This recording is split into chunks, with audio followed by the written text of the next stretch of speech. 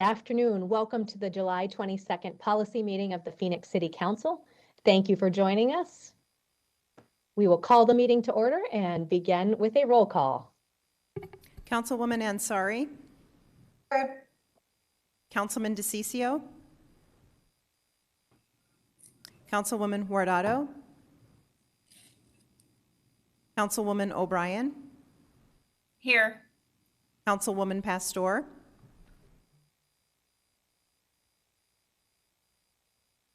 Councilwoman Pastor. Councilwoman Stark. Here. Councilman Waring. Here. Vice Mayor Garcia.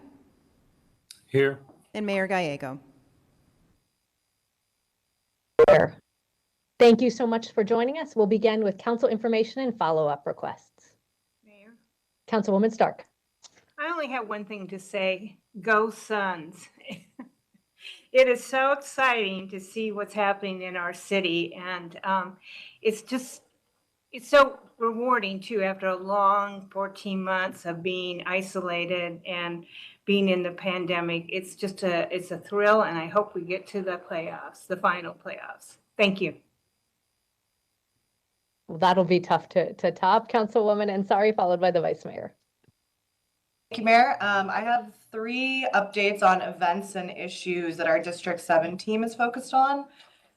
Firstly, I want to share a little bit about my experience this past Saturday. A member of my team and I went and handed out ice waters and cooling towels to our neighbors without shelter around the Human Services campus. We know that Phoenix saw 5 days back-to-back last week with 110 plus degrees. I was out walking 10th Avenue and Jefferson for literally just 1.5 hours and was completely drenched and overheated. I obviously can't even begin to imagine what folks who have to suffer in this heat 24/7 must be going through. I know the city is a lead in MAG's Heat Relief Network, handing out heat relief information and assistance through various nonprofits and city buildings. But I really think that we can and should be doing a lot more and meeting people where they're at and with a bigger sense of urgency. I saw around 100 plus people in the streets around the Human Services campus in peak heat hours without shade structure or any access to water. As of June 12th, we know that county officials have already confirmed 3 heat-related deaths in the county and a total of 20 deaths that are still being investigated for heat-related causes. So I guess all of that to say that I'm looking forward to working with city staff and following up as soon as possible to ensure and see where American Rescue Plan dollars can ramp up prevention efforts and save lives as soon as possible. I know that some other cities around the country with similar heat issues to ours, have public water fountains or shade structures, and I just really want to be looking at solutions like that. So I don't think we can wait for year-end reports, and we need to be doing more. And given that this is such a big District 7 issue and for all of the city of Phoenix, I hope that we can. Number 2, on the subject of heat, this Saturday, June 26th at 10 a.m., in partnership with Vice Mayor Garcia, as well as the American Lung Association and CHISPA, we're going to be hosting a virtual workshop to discuss Phoenix's draft climate action plan, which was just released to the public. It will be called The Air We Breathe, Climate Equity in Phoenix. So we'll be discussing air quality and how we can protect public health in our city, 2 issues that are disproportionately affecting both of our districts. So to register, it's very simple. Please just go to Phoenix.gov/climate. I know that as of yesterday, we had about 30-40 people registered, but the more the merrier. So please do sign up. And then finally, in regard to the recycling plant fire, which as everybody knows, was the largest firefighter response in our city's entire history, another District 7 incident. So tonight at 6 p.m. at the Murphy Education and Health Center, the City of Phoenix, Phoenix Fire, my office and partners are hosting a community meeting to discuss the recycling plant fire that happened on June 5th, as well as what the city is now working on doing and the fire department is planning to do to ensure that we can prevent these sorts of tragedies from happening in the future. So I'm looking forward to being there and hope that community members can attend. Thank you so much. Thank you. Vice Mayor. Thank you, Mayor. I want to echo my colleagues first. Councilwoman Starks, yeah, let's go Suns. I after 14 years of not being in the playoffs, they're doing great, and I think motivating our city in good way. Also, I guess since we're talking about heat and what Councilwoman Ansari was bringing up, I want to echo the crisis and the need for heat respite and continuing to support the folks, especially folks without shelter. In a similar, I guess, in a connected note, I think our first responders are having to tend to a lot of folks that are living without shelter and support those folks. Couple things that have come up in the last week or so are mountain rescues, and so I guess this is a question for you, Ed. I know the Parks Board decides kind of what happens in our parks when they're open, when they're closed. But it's come to my attention that, you know, we're having to rescue folks a lot more often. And we even had a death in the last week and putting first responders at risk. And so wondering how we can go about a conversation to, especially in days of extreme heat, potentially restrict some of those trails. I know we do it for dogs if it's over 100 degrees. So just kind of wanted to start that conversation. Some of the initial thoughts are maybe when it's designated extreme heat, 110, 115, whatever that number is, those trails can be shut down post 10 a.m. or something like that. And so just kind of wondering, Ed, if there's something we can do about it, or maybe we could get a report from fire of what's been happening, but it does sound like it's a problem, and yeah, just seeing what we can do about it. Councilwoman Guardado, followed by Councilman O'Brien. Thank you, Mayor. So I just wanted to invite everyone to a COVID vaccine event this Saturday at the Pendergast Community Center from 12 noon to 6 p.m. Thanks to the Pendergast Elementary School District for partnering with my office and the great folks at Vincere Health to make this event possible. I also want to thank Councilwoman Pastor and Michael from her office for helping to coordinate this event and for all the work that you guys have done since this pandemic started. It's going to take all of us working together in coordination to protect our families throughout Phoenix. And for me, that's going to be it, Mayor. And I also want to echo a lot of what the Vice Mayor was saying around the trails and trying to figure out what kind of solutions we can find around that. Thank you. Thank you, Councilwoman O'Brien. Thank you. I want to thank the Village Meadows Block Watch members for inviting me out to their monthly meeting last week. It was great to meet Debbie Delwich and her neighbors to understand the challenges that they are facing in their area. It was also awesome to hear about their successes in acquiring some safety measures in the neighborhood by working with their community action officers, the Phoenix Police Department, and other city departments. In conjunction with Vice Mayor Garcia and Councilwoman Guardado, I'd like to provide a gentle reminder for all those who love to hike like myself. Please be aware that our temperatures in the summer are very dangerous and fatal. This is a warning, especially to those visiting Phoenix who are not accustomed to the Phoenix heat.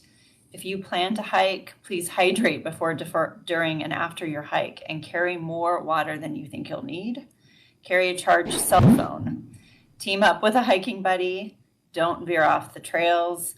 And in this heat, hike very early in the morning before the sun rises and when the temperatures are at their lowest, which still can be 80 or 90 degrees. I know our fire department does a tremendous job helping our troubled hikers, but I'm sure it's a situation that you and they prefer not ever to be in. So please be careful out there as we exercise through the summer.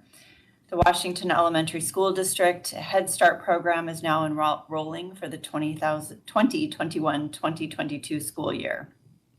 The Head Start program is a multicultural early childhood education program designed to meet each child's individual needs.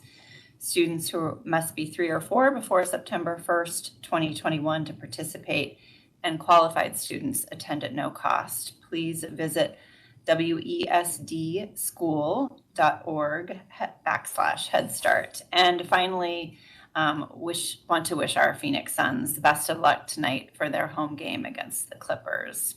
Thank you. Thank you, Councilman O'Brien. Councilwoman Pastor. Thank you, Mayor. I appreciate the opportunity to share District 4 updates. First of all, our office is still collecting shoes in partnership with the Labor Community Service Agency for their back to school drive. So far, we have collected over 250 pairs of new shoes, and I want to thank you, do a shout out to thank you to everybody who has donated. We need to collect 100 more pairs to reach our goal. Contact Michael in our office if you want to donate. Secondly, I'm happy to report that we now have 9 residents at our Sit, Stay, Heal Dog Hotel, which means we have 9 more families getting the help they need to get back on their feet. I also want to encourage everyone to be safe this summer. As you can see, excessive heat warning, as all of us are speaking about it. With the extreme heat we have been experiencing, my interns have been at various parks in the districts handing out water and giving heat relief information out to all those who need it. But we all must do our part. That means that when there is a heat advisory, we must do our part and stay off the trails. As I want to thank Councilman Garcia for bringing up the danger or the heat advisory, and everybody else on the council for speaking about it. We are not only putting, people are putting themselves at risk, but they're also putting our first responders and our firefighters at risk. And they are having to respond more and more on a daily basis to 4 or 5 heat relief situations. So want to just push out and encourage everybody to follow the advisory and be able to stay off the trails. As always, stay in the know with District 4 by following us on social media. Thank you, Mayor. Those are all my updates. Thank you, Councilwoman Pastor. I have a few updates from the mayor's office. Just want to make sure everyone in Phoenix is aware of the child tax credit. Monday was Child Tax Credit Awareness Day. This is the largest expansion of the child tax credit ever, and it's historic relief to our families. So starting around July 15th, people may see payments of $250 per child above See, 6 or, like it's weird. It's not bright. or $300 for our youngest children. For individuals who perhaps did not file taxes, you can go online and sign up to receive the tax credit. So I want to make sure people in our community are aware of this. That might be people who made less than $25,000 and thus did not file taxes. And I would encourage everyone who's interested to go to childtaxcredit.gov for more information. Also in good public policy news today, the Maricopa Association of Governments Transportation Policy Committee unanimously approved a regional transportation plan, which would be an extension of our current half-cent countywide transportation tax for the next 25 years, beginning in 2025. This is our first step in extending that countywide transportation tax, which has supported investments in both our city and our region. Also, some bittersweet news for those of us at the city. Today is the last policy session for our Chief Financial Officer, Denise Olson. Denise has served the city for 27 years. She's made history as the first woman to serve as CFO. She's helped us finance growth in the fastest growing city in the country, as well as keeping us financially stable. She was recognized as one of 10 trailblazing women in public finance at the Bond Buyers Deal of the Year Awards.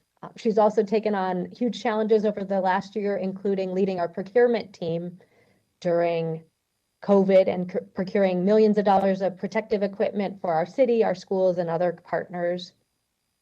And being innovative, including overseeing this city's first sustainability bonds in the city of Phoenix, and a very successful bond sale during a pandemic. So Denise has left a huge impact on our city, and we will be sad to see her go, but really wish her the best in the next phase for her. It is also our management interns' last policy session. Management interns take on a variety of roles while at the city, from research to events to ensuring council and policy meetings run as smoothly as they do. Marie and Ariel, if you could please stand and wave. We want to thank you for your contributions to our city, and we know you have bright futures ahead. And if we could do a round of applause for Marie and Ariel.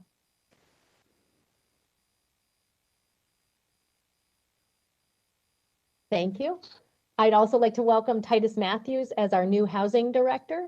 He has dedicated more than 2 decades of service to the city and brings a wealth of knowledge and commitment to this very important role. So we are excited to have him on board and want to thank our interim housing director, Deanna Janovich, for her service. With that, we will move to agenda item number 1, which is discussion of the government property lease excise tax program. We'll welcome down at the table our Deputy City Manager, Ginger Spencer, and Chris Mackey, the Director of Community and Economic Development, for a presentation. Thank you.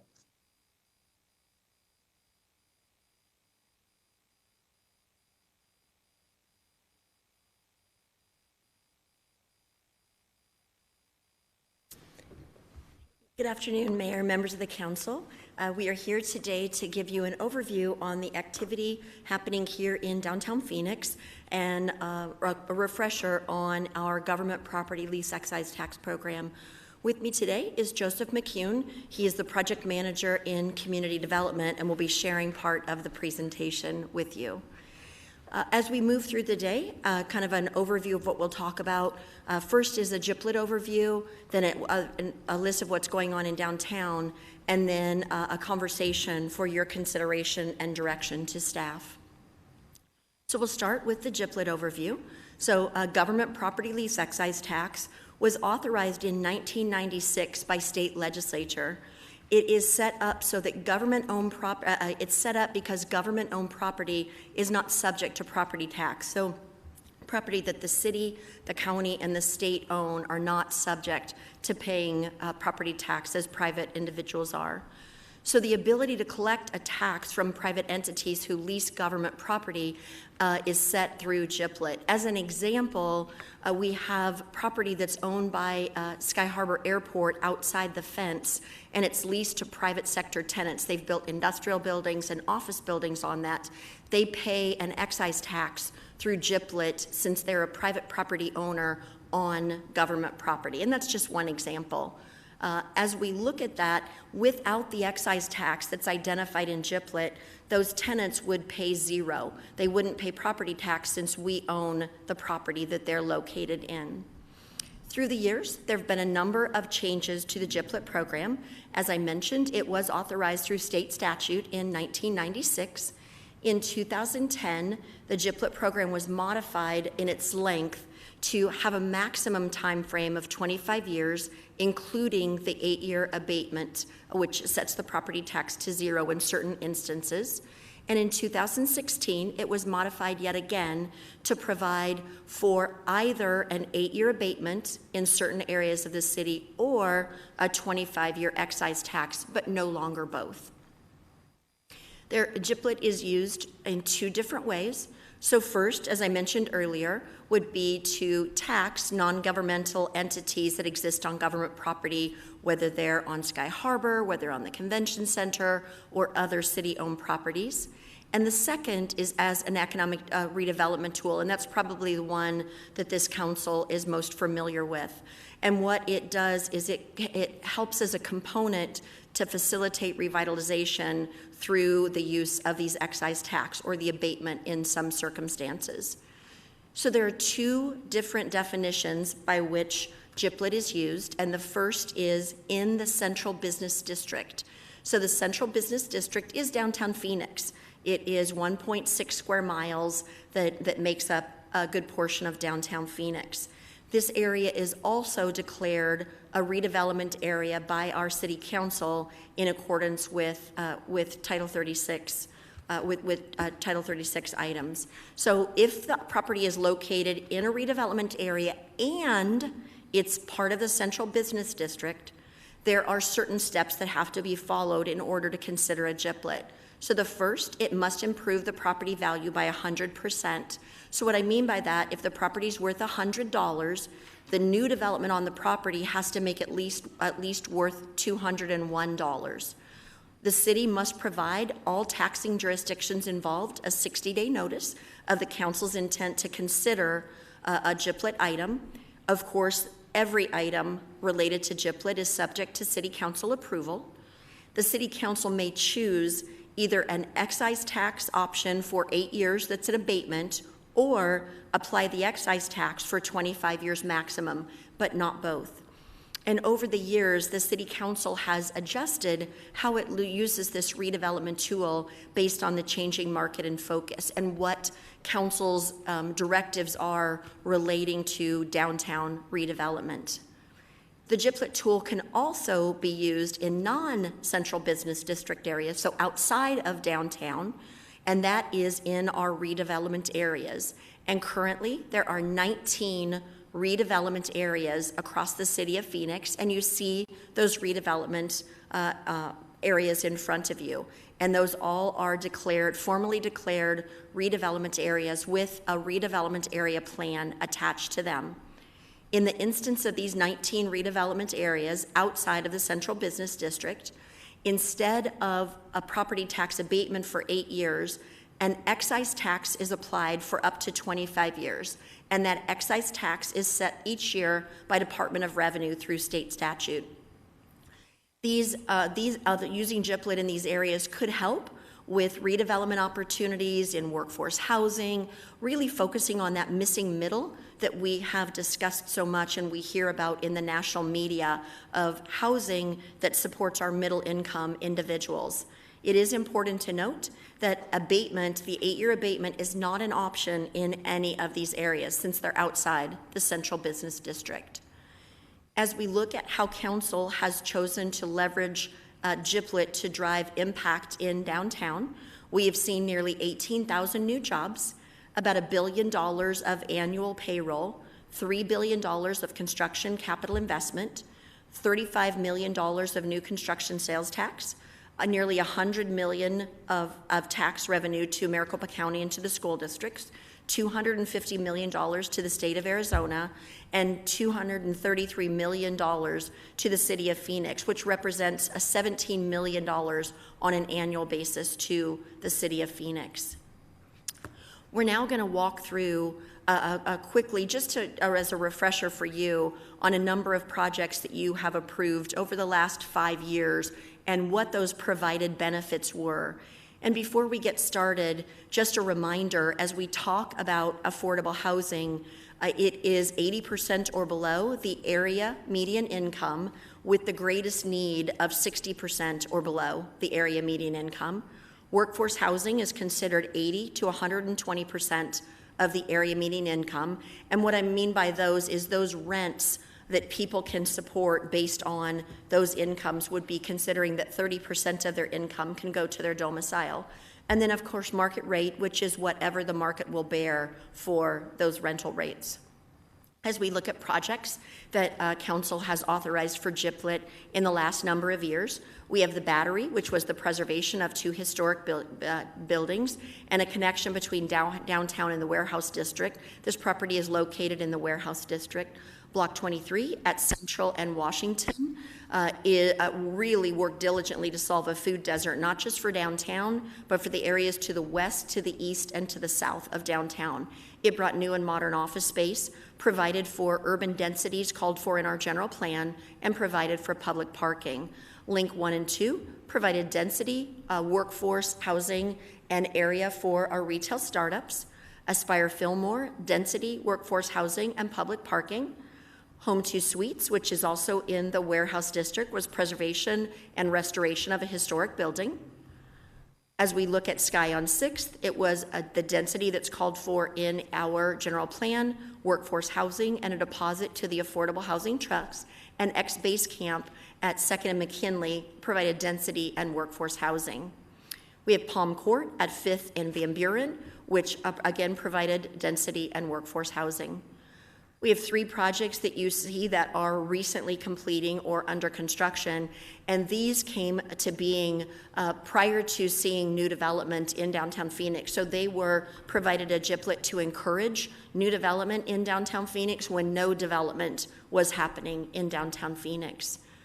I'm now going to turn it over to Joseph McCune with our Community Development Department, and he's going to walk you through kind of an overview of what's going on in downtown and information from a most recent study we've completed. Joseph? Thank you, Chris. Good afternoon, Mayor, members of the council.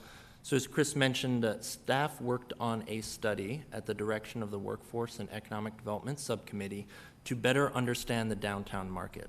And before I give an overview of that, I do want to set the context for the boundary that was used. At the subcommittee's direction, the boundary that was used was larger than we typically refer to downtown as. So while we refer to the downtown core as between the sevens, for the purposes of this study, the boundary was extended out to 19th Avenue and 16th Street, and it went from Jefferson up to McDowell. So when I refer to downtown as part of the findings from the study, that is the boundary that I will refer to. And Mayor, members of the subcommittee, the Workforce and Economic Development Subcommittee's guidance on that was to take a broader overview than just inside the very specific box in a more walkable area to gain a full understanding of what was going on in that fully walkable area. On the office and employment side, the total office market in the downtown area is around 13.5 million square feet, with a current vacancy rate of around 13.5%. That is very comparable to our competitor markets, not just locally, but nationally. The current office rent for this space is $29 per square feet, and since the year 2000, 2.9 million square feet of new office space has been added. On the employment side, downtown has a high concentration of high-paying employers. Downtown employs a very large percentage of the total City of Phoenix's employment in a variety of key industries, 2 of which are before you: information technology and professional, scientific, and technical services. And overall, downtown represents 9.6% of the entire City of Phoenix's total employment, while only representing 0.7% of the entire City of Phoenix's 517 square miles. Some of those high-paying industries are before you with their highest annual wages, right around $80,000 a year. And overall, downtown is a net importer of jobs. So while the City of Phoenix has 44 employees per 100 residents, downtown has 288 employees per 100 residents, making it the largest employment center in the state. As you know, and as Chris has talked about, there is a lot of activity going on in downtown right now. With that, there is still a need, and some of our study's findings do suggest that. But before we get into that, I did want to provide a quick overview of that activity. In terms of recently completed projects, you see before you there are a variety: residential, commercial, hotel rooms, and key assets and amenities such as Hance Park and the renovation of Phoenix Suns Arena. The projects marked in red are those that received GPLET, just for your information. There are currently 17 projects currently under construction in downtown. 11 of those before you are residential, and they represent nearly 2,700 residential units. The remaining under construction projects are a variety of student housing, the ASU Innovation Dorm, hotel rooms with Home 2 Suites and Hyatt Place, education with Thunderbird School of Global Management, and the renovation of the Ellis Building. And finally, there is still a significant amount planned despite all that under construction. Around 2,000 residential units are planned for the future. So again, with that in mind, the study that staff worked on and consulted with Rounds Consulting on did suggest that there is a need for more development. One of those key findings is that there is strong demand for multifamily housing and that demand continues to exceed supply. One of the main data points we analyzed looked at the supply of units. Despite the significant increase in the supply of multifamily units over the last few years in downtown, we have continued to see a decrease in the vacancy rates and an increase in the rental rates, all of that which suggests demand continues to exceed supply. On the office side, we still also see a strong demand for office space. As we mentioned, downtown is a major employment corridor. New and/or modernized office space is still needed in order to draw and retain tenants. And as the market shifts towards a knowledge-based economy, those needs and demands for office space are also going to shift in the future. Finally, on the retail side, there is a strong demand for retail and entertainment. Not necessarily part of this study, but as noted in the CSL study as part of the convention center market, there is a need to continue to further our design for making downtown an urban destination, to have unique retail and entertainment options. As part of that study with the convention center, one of the #1 pieces of feedback convention centers give is that there is still a need for additional retail and entertainment when they come to downtown. And with that, I will hand it back over to Chris for the last part of the presentation. Thanks, Joseph. And Mayor, members of the council, as we walked through the last of the presentation, where we looked at those individual projects that were moving in and drawing that residential and destination office and those types of development, I'd like to also comment that those are items that are called for in our downtown strategic plan. So we work from that document, we work from our general plan, we work from those items to be able to provide for kind of the direction at council's direction that we move on those opportunities. So as we look at downtown development and how GPLET has been used as a component of the redevelopment of downtown, the council has looked at considerations for development. In the past, the council has used GPLET for historic preservation and to preserve our historic warehouses and historic buildings. They've looked at public parking and being able to bring those opportunities into downtown Phoenix. We've looked at public open space, and what I mean by open space is we think of the Paseo that's called for in our downtown strategic plan that stretches from the ASU campus over to 6th Avenue, and those connections throughout that all of our citizens can enjoy as they walk through. Or as we look at Patriots Park and how Patriots Park was used to be able to provide for cityscape and to create an open space outdoor park. We've used it for, council's used it to bring more workforce housing and contributions to affordable housing in downtown. As we look at our climate and our heat readiness and components of buildings that are important to City Council, we see projects coming up that are important. Now, while Council's not used that for consideration in the past, I will share with you that the community, as we do our community outreach on GPLET, that is one of the items that has been important to our community. As you've seen a common thread through our items, it is to encourage density. So as we see in downtown, 4 and 5 story stick, 4 and 5 story over podium development can happen all on its own. It does not need the benefit of GPLET to cause that to happen. But what happens then is we end up with a less dense downtown and less people living in downtown to support our retail and our restaurants and our small businesses and others. So council has used it to provide for that density that's shown in our general plan. In encouraging urban retail, of course, to solve the food desert, it was used. In the future, we continue to hear in our CSL study and from others that they are interested in seeing destination retail and retail here in downtown that does need encouragement to bring it into the market. We've used it to benefit our assets. So, of course, our convention center, a $600 million investment by the city and the state into our convention center. We've used it in the past, to bring in hotels and other items. No hotels since 2014 except for the historic preservation, but in the past we have used it. We've used it to bring office and jobs and to continue to keep downtown as a large, thriving urban office employment corridor.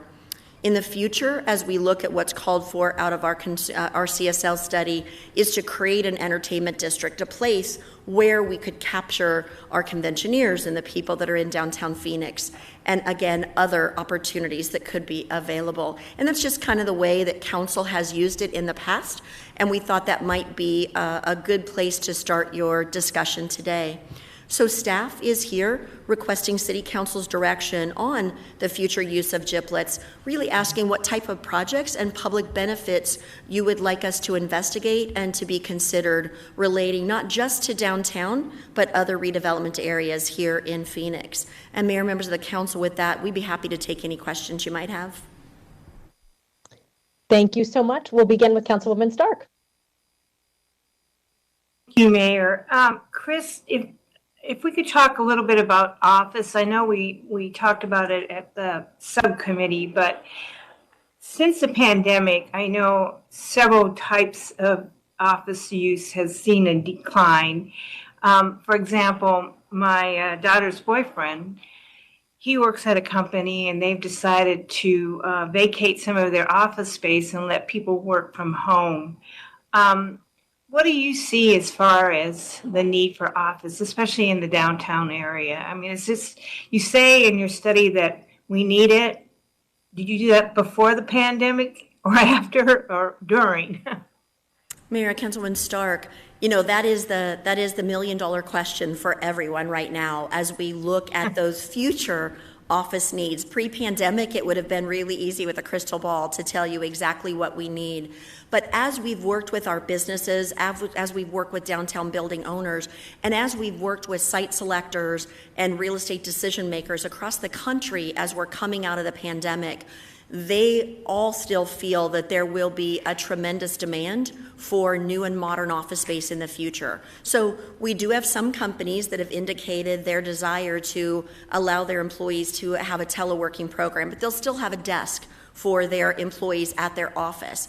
Though there's some workforce that is downsizing because they're going to let 20% of their workforce work from home. But what they're finding is that they'd gone from a position of kind of when I started in this industry, you had 250 square feet per person.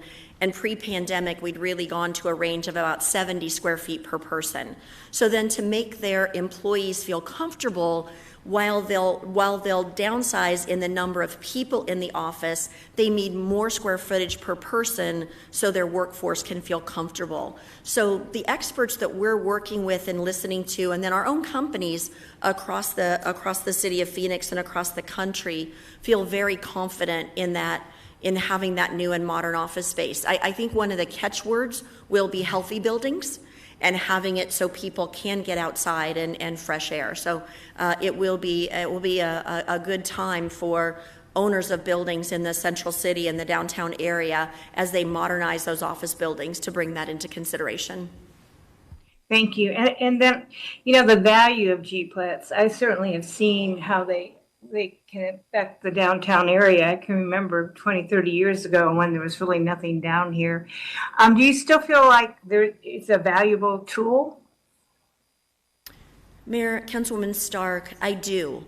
And I think the council has so thoughtfully used the tool over the years that I've been here. As you know, as we look back and kind of break it down into segments, whether it's hotels, whether it is multifamily or office space, hotels, the city really provided an incentive with the modernization and the expansion of our convention center.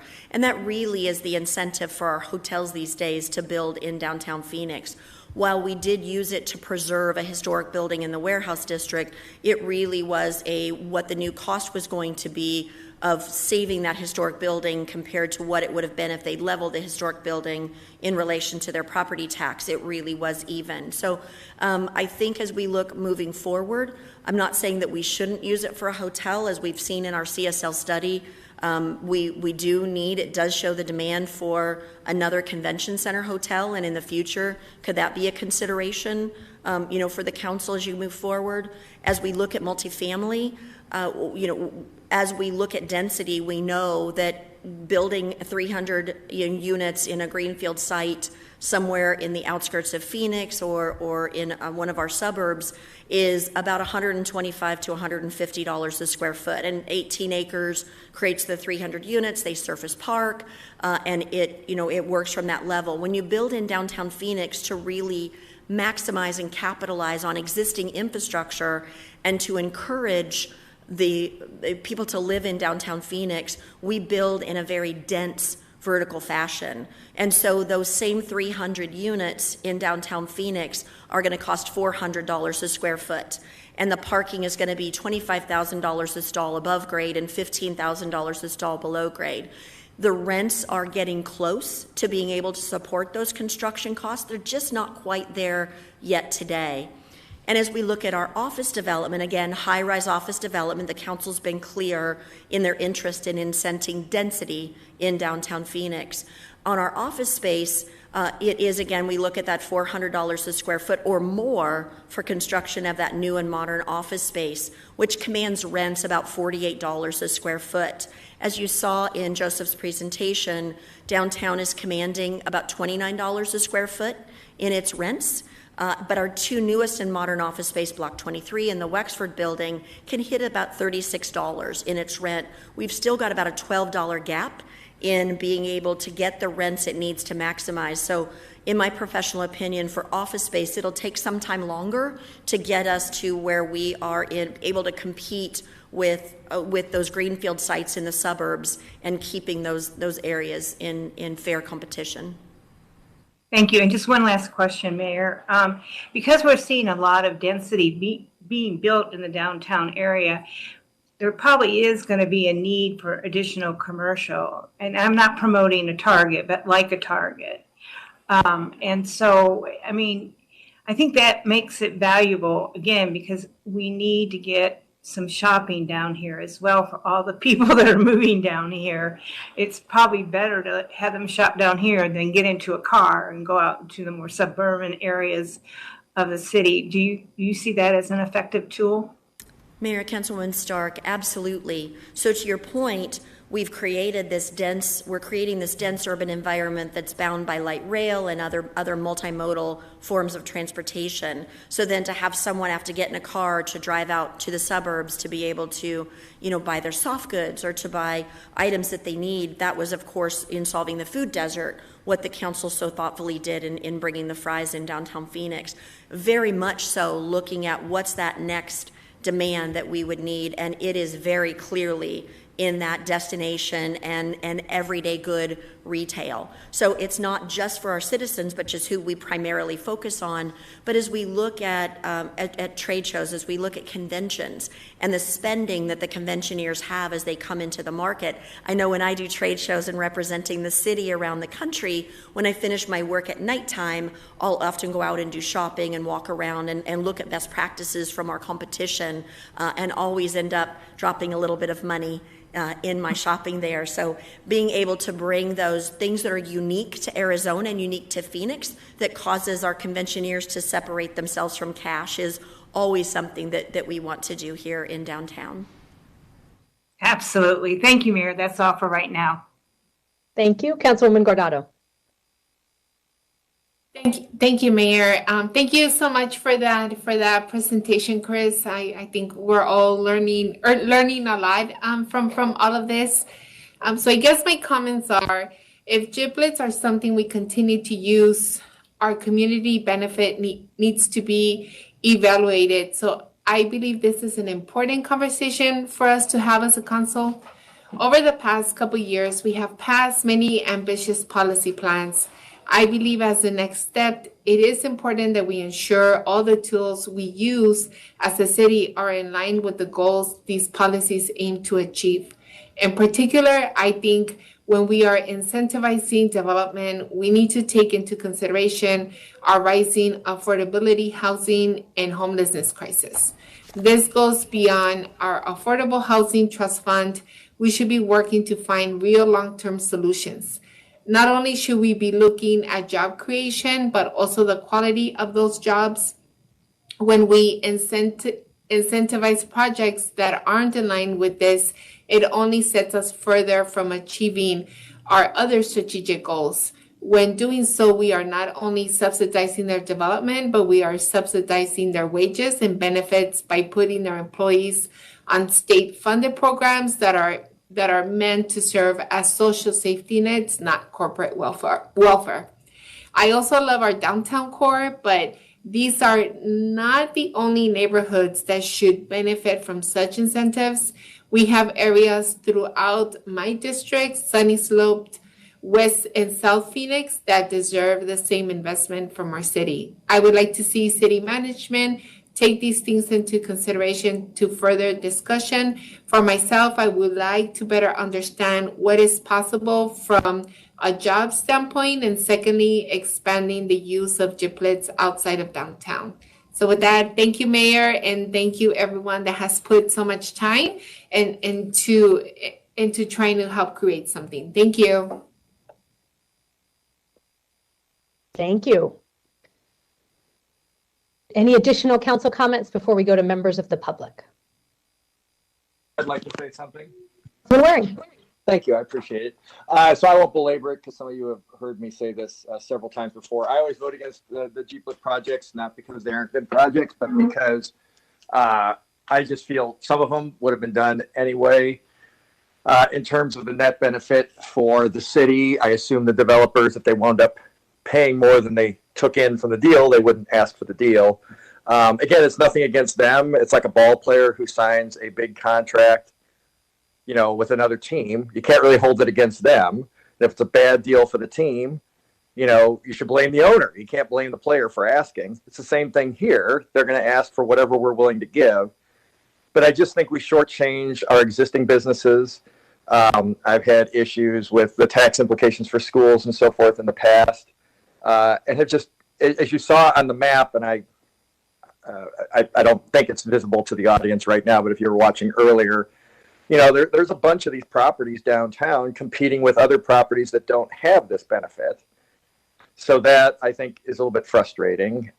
Chris touched on it, and she and I have talked about this at length. A couple of years ago, she told me 1% of Phoenix's population lives downtown. Now with this study, it's actually 3% of Phoenix's population lives downtown. We concentrate a lot of our activity on a place that the vast majority of people who live in our city don't live. We're trying to incentivize something that the market has not incentivized on its own. So it's good to have people live downtown, but, you know, grocery store didn't want to go downtown because there weren't enough customers. You know, we had to subsidize it so effectively. So I would just make those points. You know, I'm certainly willing to listen to the rest of the conversation about how to make this a better process for the taxpayer. But this has been something I've been talking about, frankly, since I was in the state Senate, and it was a bipartisan issue. I partnered with Democrats, some of whom I'm sure some of you guys would remember, who were business owners who were frustrated that they were sort of bypassed for the benefit of newer businesses, some of which were competing with them. And it was sort of painful to listen to it because I understood their frustration. So this has sort of been I'm glad we're having this discussion. I appreciate, Mayor, you doing this. And Chris Mackey and I have discussed this much at subcommittee. So for those of you who are in the subcommittee, you can say a small prayer or something tonight that you didn't have to listen to this over and over again. But I did want to take my 2 cents worth because I have talked about this at some length at other meetings. And I'd frankly love it if we got out of the GPLET business. But even any positive modification, I think, would be well received. So thank you, Mayor, for indulging me. Thank you, Councilman, and thank you to the entire Workforce and Economic Development Subcommittee, which has been looking at these issues for quite a while, and we have a much more informed discussion today because of that subcommittee work. I think most council members are going to have comments and have priorities about how we can maximize benefits for Phoenix while complying with Supreme Court directive and state law. But we do have a large number of public comments today, so we'll go ahead and take public comment, and then we'll return for council member comments, questions, and potential action. We'll ask Marie if she could please call the members of the public. Thank you. Our first speaker is Mark Rodriguez, followed by Nick Wood. Mark, are you on the line? Yes, I am. Can you hear me? Yes, we can. Thank you. Please proceed. Hello, Mayor Kate Gallego and everybody at the City Council. It's good to hear from all of you guys again. And konnichiwa.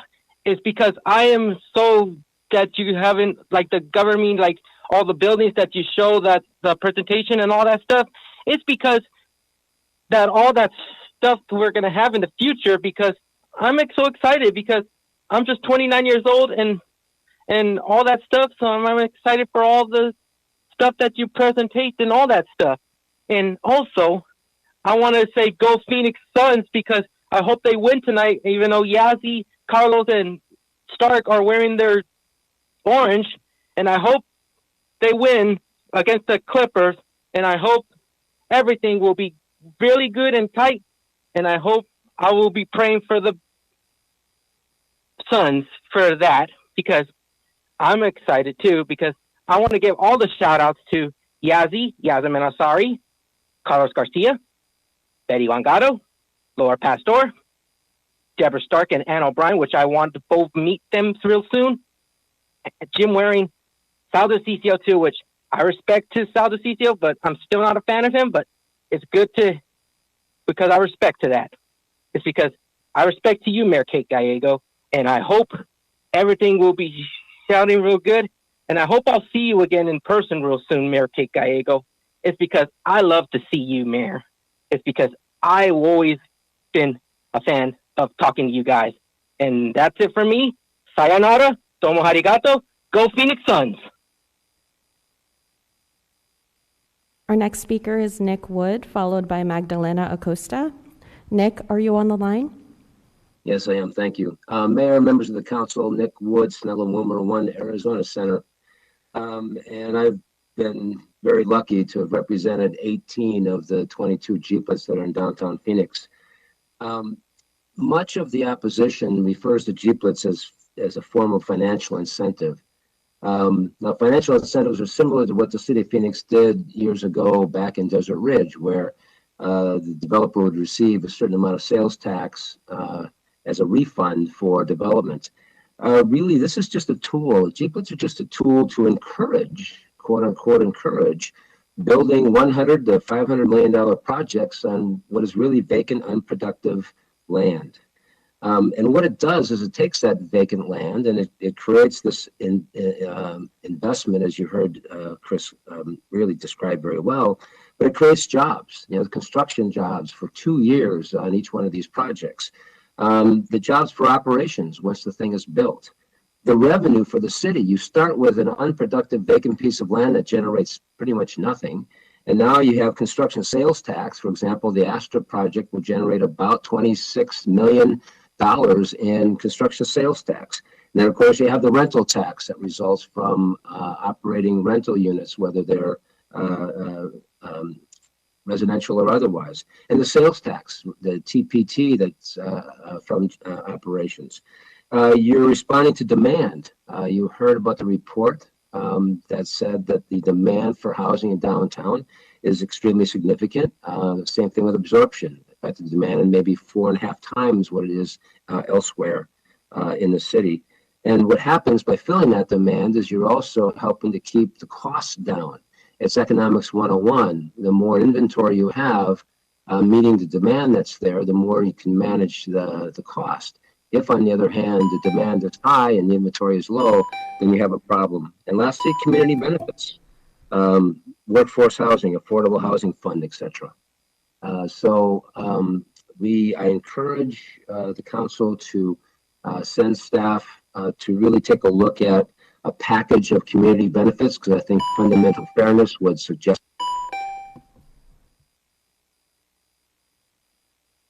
Our next speaker is Magdalena Acosta, followed by Jorge Adonegui. Magdalena, are you on the line?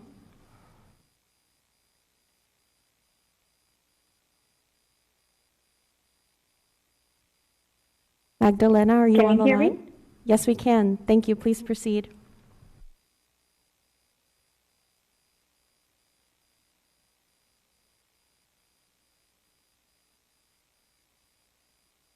Are you still there, Magdalena?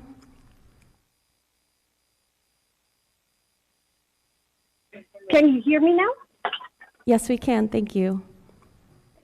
Okay, so hello, my name is Magdalena Acosta. I used to work at Flying Food Group, and I am also a resident of the city of Phoenix. I am a member of Unite Here Local 11, and I'm here to urge you to stop the GPLET tax giveaways to luxury commercial developments. I personally think our community needs more affordable housing. I know of people that are being, even though they have a job, they're being evicted from their homes because they cannot afford to pay their rent. And this is something that is really, really sad. It's like, I believe that that we should be using that into more housing than this development. I'm fine with GPLET being used for developments that benefit the Phoenix community and working families, such as affordable housing projects. For other reasons, I've said, but I'm not okay with GPLET being used for luxury commercial projects like the Astra project, for example. We want a moratorium on GPLET for luxury commercial development. Thank you for your time. Our next speaker is Jorge Andonegui, followed by Leonila Bailon. Jorge, are you on the line? Jorge is not on the line, so our next speaker is Leonila Bailon, followed by Rosario Lechuga. Leonila, are you on the line? ¿Encuentra en la línea Leonila? ¿Se encuentra en la línea Leonila?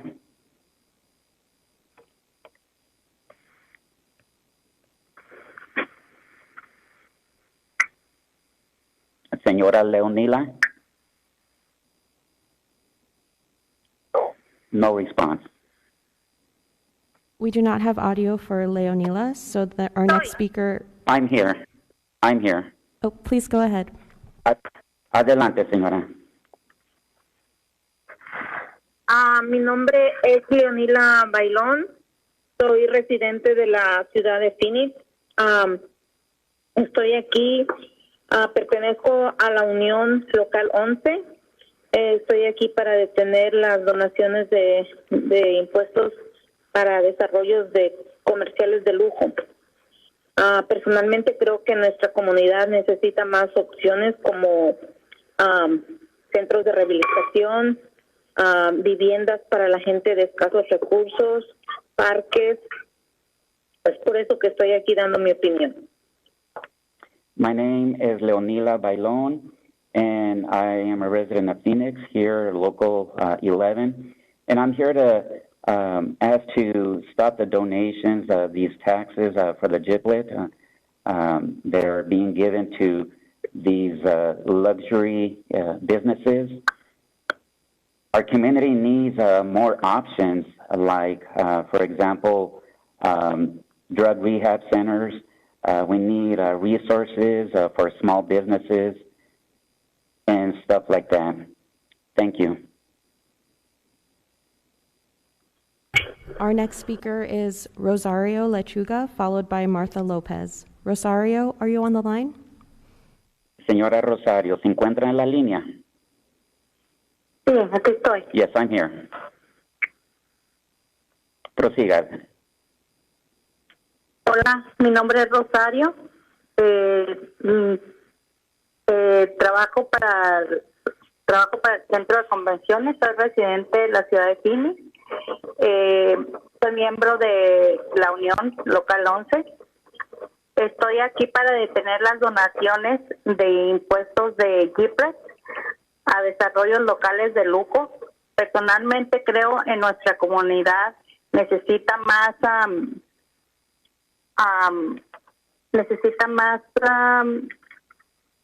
programas de salud accesibles.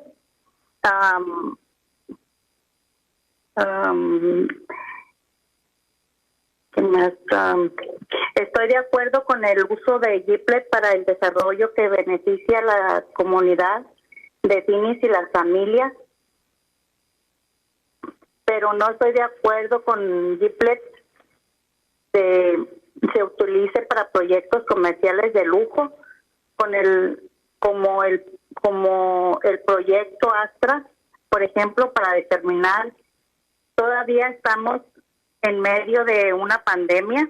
Ahora no es el momento de otorgar extensiones fiscales de $1 millón a los desarrolladores comerciales de lujo. Queremos una mejoría sobre el GPLET para el desarrollo comercial. Gracias por su tiempo. Gracias, señora. Hello, my name is Rosario Lechuga. I am a resident here of Phoenix. I pertain to Union Local 11, and I'm an employee of the Convention Center. And I'm here to also ask to stop the donations, these tax donations to the GPLET, things that they're developing these luxurious commercial buildings. I am opposed to that. Instead of that, our community needs other things like affordable health programs. I agree that the GPLETs be used within the Phoenix community for families, but not to these commercial luxury buildings like Astra. We are still in a pandemic, and I don't agree that these commercial luxury buildings being given over $1 million. So I do think that the GPLET does need to be improved, but use it within the community. Thank you. Our next speaker is Martha Lopez, followed by Maria Madrid. Martha, are you on the line? Martha is not on the line, so our next speaker is Maria Madrid, followed by Corey McClemens. Maria, are you on the line?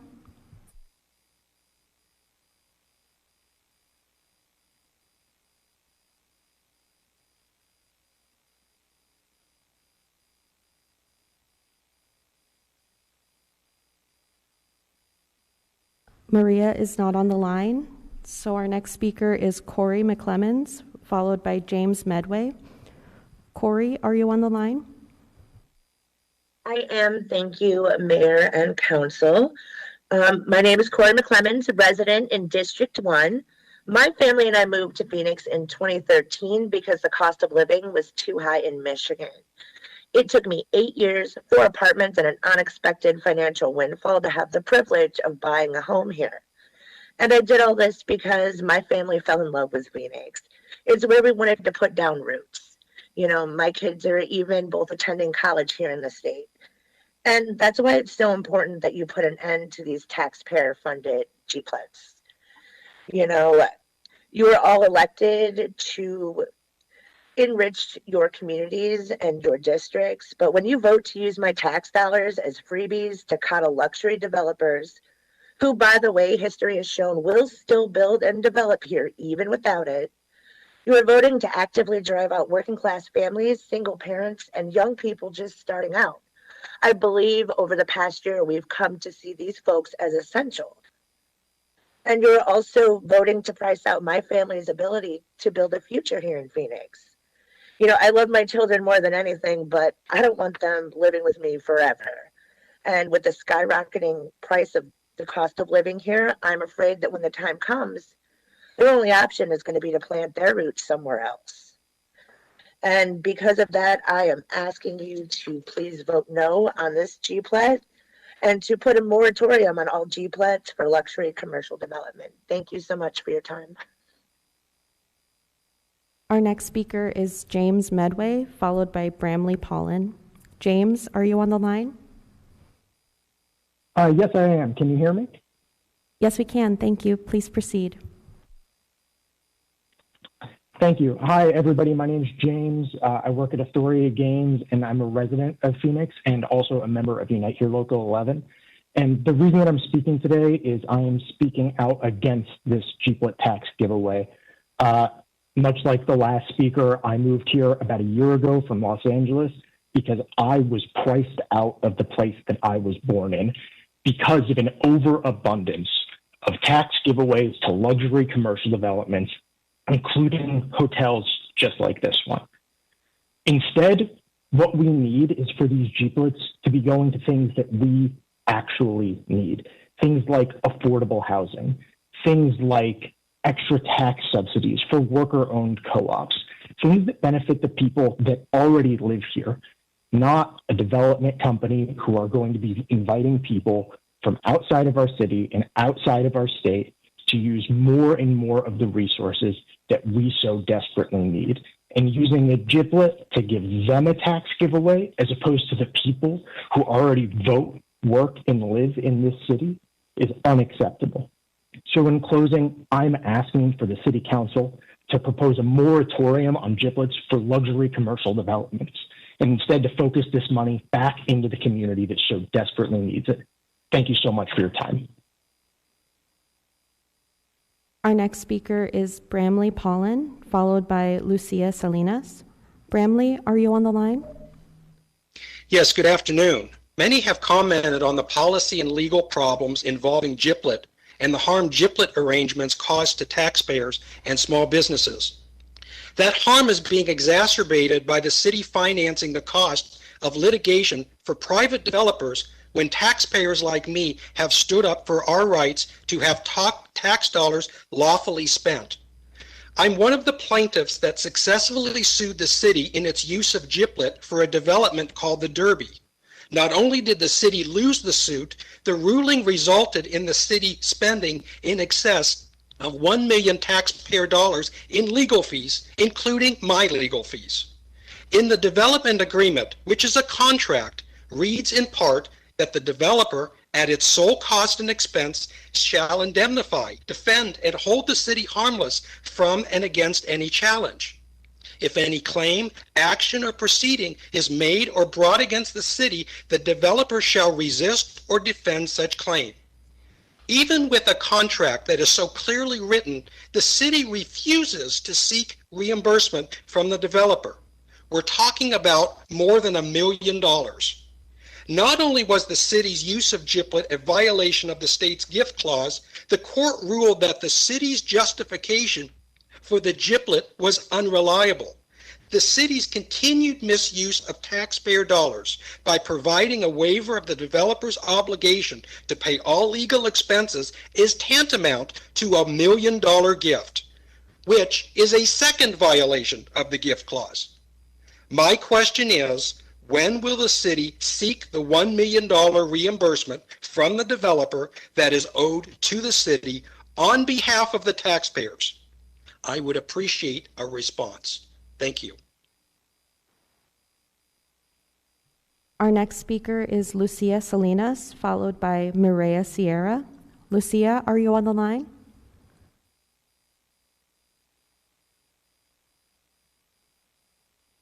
Lucia is not on the line, so our next speaker is Mireya Sierra, followed by Joseph Silva. Mireya, are you on the line? Mireya is not on the line, so our next speaker is Joseph Silva, followed by Valeria Urquiza. Joseph, are you on the line? Yes, can you hear me? Yes, we can. Thank you. Please proceed. Excellent. Hi, everybody. My name is Joseph Silva. I'm here representing CASE. Before the Workforce and Economic Development Subcommittee last month, CASE and our community allies sent out a letter to all of the City Council and Mayor, and I want to highlight a few key points of the letter today. Firstly, we do not support the current method of granting GPLET agreements by the City of Phoenix, namely that we don't think GPLETs are appropriate for luxury commercial developments like the Ashford project. We believe they hurt our community by tilting development towards the needs of luxury commercial developers instead of what our community needs. We call on the city to implement a moratorium on GPLETs for luxury commercial development. We're fine with GPLETs being used for development that benefits the Phoenix community and working families, such as affordable housing projects or even non-luxury housing projects with a sustainable affordable housing component. We're even okay with GPLETs being used for commercial projects that serve the community, like grocery stores and food deserts, health services, drug rehab facilities, shops for local retailers, or projects that create parks or open green spaces accessible to the public as part of their project. However, we're not okay with GPLETs being used for luxury commercial projects like luxury hotels. Luxury hotels do not serve our community in any way. They are not used by working people and arguably provide little to no benefit for our community, while intensely affecting our communities in terms of traffic, air quality, water usage, waste, and more. So our signatories include CASE, Unite Here Local 11, Sierra Club Palo Verde Group, Grand Ave Arts and Preservation, Fuerte Arts Movement, Poder Latinx, Kimber Lanning, the CEO of Local First Arizona, Dr. Alicia Vink and Reginald Carrillo, who are board members of the Phoenix Elementary School District, Carlos Robinson, who's a board member of the Arizona Education Association, and Jane Marie Reyes, the former president of Marcos de Niza Tenant Council. We respectfully urge you, as representatives of our city, to enact a moratorium on GPLETs for luxury commercial development. Thank you.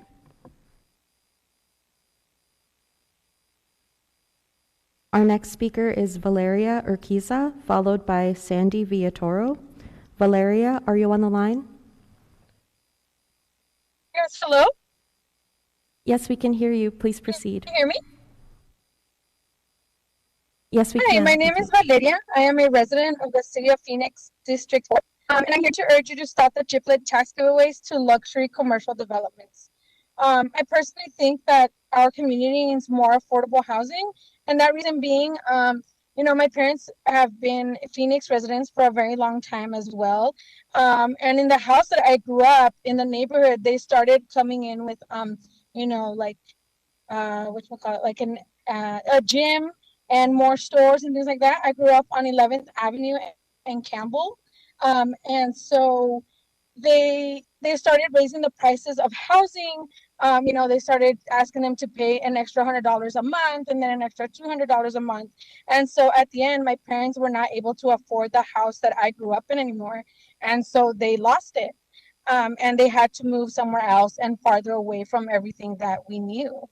And so I'm fine with GPLETs being used for development that benefits the community and working families and for affordable housing projects, because of the reasons that I've said. But I'm not okay with GPLETs being used for luxury commercial projects. So thank you. Our next speaker is Sandy Villatoro, followed by Alicia Vink. Sandy, are you on the line?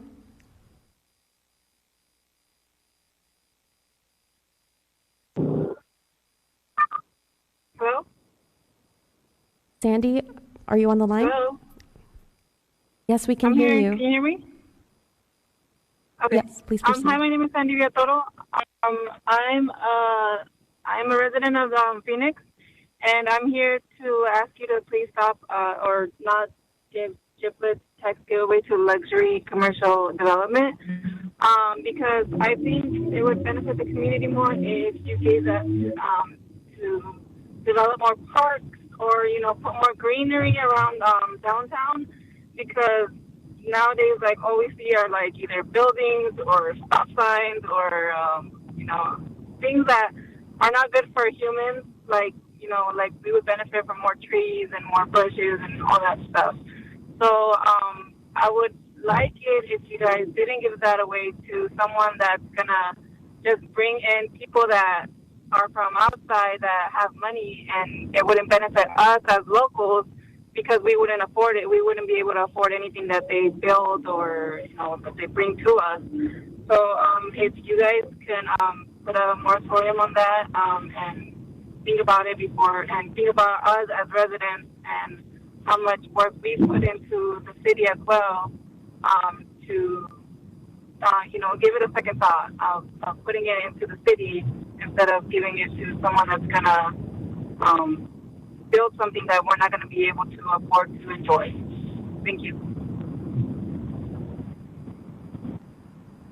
Our next speaker is Alicia Vink, followed by Brendan Walsh. Alicia, are you on the line? Good afternoon. This is Dr. Alicia Bink. As an educator, parent, and local school board member, I am opposed to anything that restricts, reduces, or delays funding for our schools. I am urging the council to consider a moratorium on GPLETs for luxury commercial development. Thank you. Our next speaker is Brendan Walsh, followed by Ryan Boyd. Brendan, are you on the line? Yes, I am. Hi, my name is Brendan Walsh. I am the Executive Director of CASE, Central Arizona and for Sustainable Economy, and I am also a resident of Phoenix District 1. I agree with much of what has been said about the critiques of GPLETs, particularly for luxury commercial development, but I am going to take this moment to take issue or to address the comments of Nick Wood, who seems to be the greatest proponent of GPLET we have, having worked on 18 of 22 of them. He said that GPLETs don't incentivize, but they encourage development. I'm not sure if there is an actual distinction in practice between those two things. I would love to understand what the difference is. He talked about the fact that all the economic development and tax revenues we would get from GPLETs or from buildings built with GPLETs, but that all assumes that they would be built without GPLETs, which I don't think is an accurate or proven assumption. He says we're responding to demand, but the whole point of the GPLETs is to incentivize or to encourage builders who are not responding to demand and building. So that is another argument, which again, it's playing both sides of the fence. And then finally, the idea that creating more housing or more housing downtown would increase demand, would lower prices by increasing supply.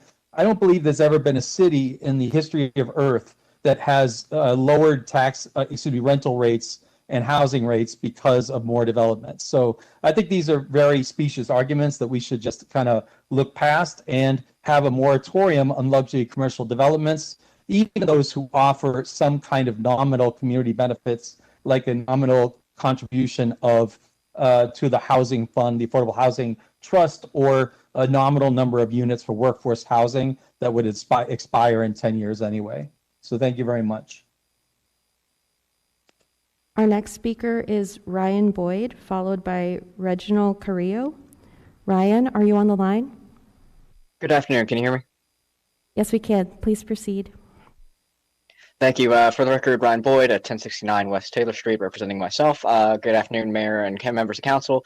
On this issue, it's really a rock and a hard place for a lot of us in the downtown communities. In my experience here, one of the challenges is that we do need housing, and we do need housing that is affordable and is available along the entire light rail kind of corridor.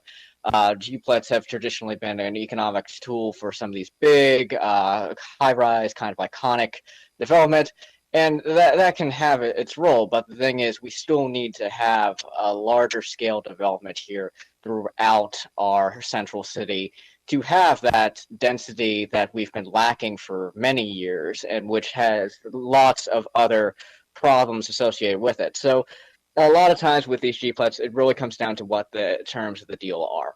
Is it a fair deal? Because you don't want to create a scenario where you're overly subsidizing a developer that doesn't give back to the community through something that's equal. There have been a lot of challenges where we felt that we could only get so much from a development in a deal, and that's been a challenge because you don't want to basically just have nothing happen downtown, but also you don't want to give away the cow. And there's a lot of these cases where we've been asked to kind of take less and less for larger and larger subsidies.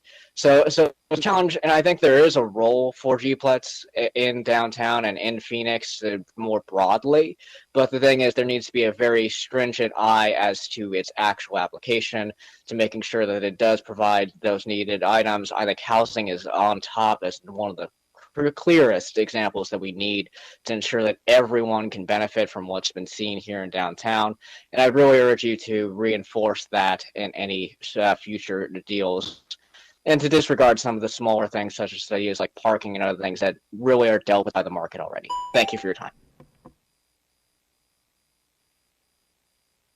Our next speaker is Reginald Carrillo, followed by Jeff Sherman. Reginald, are you on the line? Yeah, can you hear me? Can you hear me? Yes, we can. Thank you. Please proceed.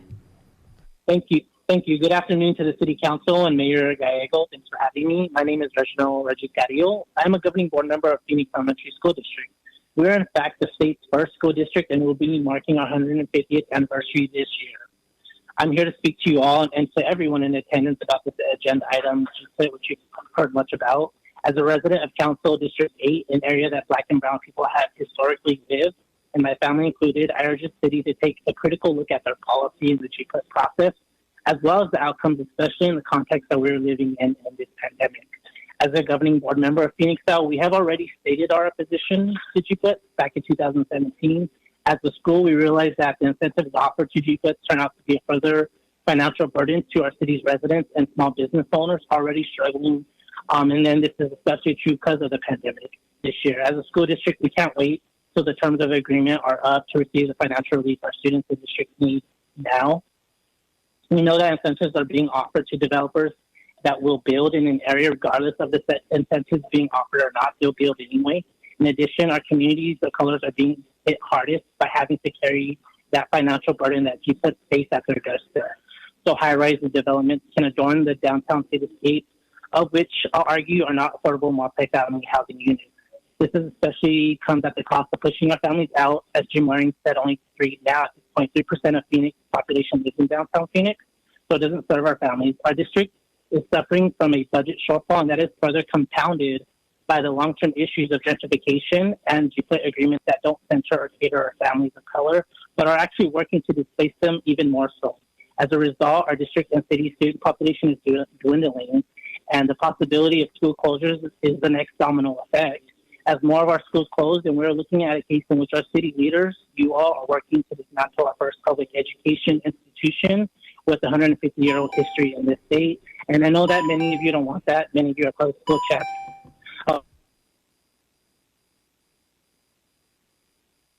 Our final speaker is Jeff Sherman. Jeff, are you on the line? Yes, I am. Can you hear me? Yes, we can. Thank you. Please proceed. Thank you. Mayor and Council, thank you for having this discussion this afternoon. My name is Jeff Sherman. I'm the chair of Downtown Voices Coalition. As many of you have known, pretty much DVC has the opportunity as a community group to review a lot of these deals. Probably for the last 14 years, I think all of them have come in front of DVC. I also had the chance to host 6 meetings in 2016 with CED, with actually members of Phoenix L, Mayor's Office, the community, to kind of come to a white paper on this topic. With that, I think eventually came to the idea that without TIF or another incentive option, GPLET does still need to be used, but needs to be used very wisely. And projects that have kind of a long development process, or that the city wants to develop a market or a community focused project, are probably good benefits for it. It is an investment, but it has to be a very wise investment. There are definitely some developers that approach the community and really want to work to gain our support and kind of change design, do sustainability elements in that. There are others that really just seem too entitled to bother even working with the community on it. And that can sometimes be very disappointing. To that point, sometimes the community might not be the best outlet for those negotiations at times. So the city does need to define a set of community benefits and maybe look at a points-based system of what those are, including affordable housing, improved designs, sustainability, historic preservation, and other community asks. I also think the city itself is responsible for providing community benefits to the residents. And as has been said, the downtown residents and the adjacent area do pay more in taxes due to these agreements. So there does need to be some understanding of that. Thank you. Mayor, Jeff was our final speaker on this item. Thank you. Thank you to everyone who participated and provided comments, including those who provided written comments. We'll go to our workforce chairwoman, Laura Pastor. Thank you, Mayor. Mayor, I would like to make a motion to direct staff to research the public purpose and the public benefits discussed today, and to draft policy options relating to the use of GPLET, and to bring those options back to the City Council for consideration. Good. Thank you. We have a motion and a second from Councilwoman Ansari, and I'll go for council comments. Now, beginning with Councilwoman Ansari, followed by Councilman O'Brien. Great. Thank you, Mayor. Obviously, thank you so much for everyone in the public who commented. It's definitely very helpful to hear from the community. I think there's a lot to gain from shedding light on the GPLET process in general. It's very obvious that our community cares about development no matter where around the city folks live. So I guess my first comment, this is just a general, possibly for consideration for staff when you come back to us. I think it would be really helpful and useful to find a way to incorporate community feedback in this process and include the community and make sure people have a seat at the table when these conversations are happening, especially perhaps to hear around what folks want community benefits to be. I think that with this discussion and with potentially coming back with research and maybe a policy, we have a really good opportunity to continue to grow our city and not lose the momentum that we've gained.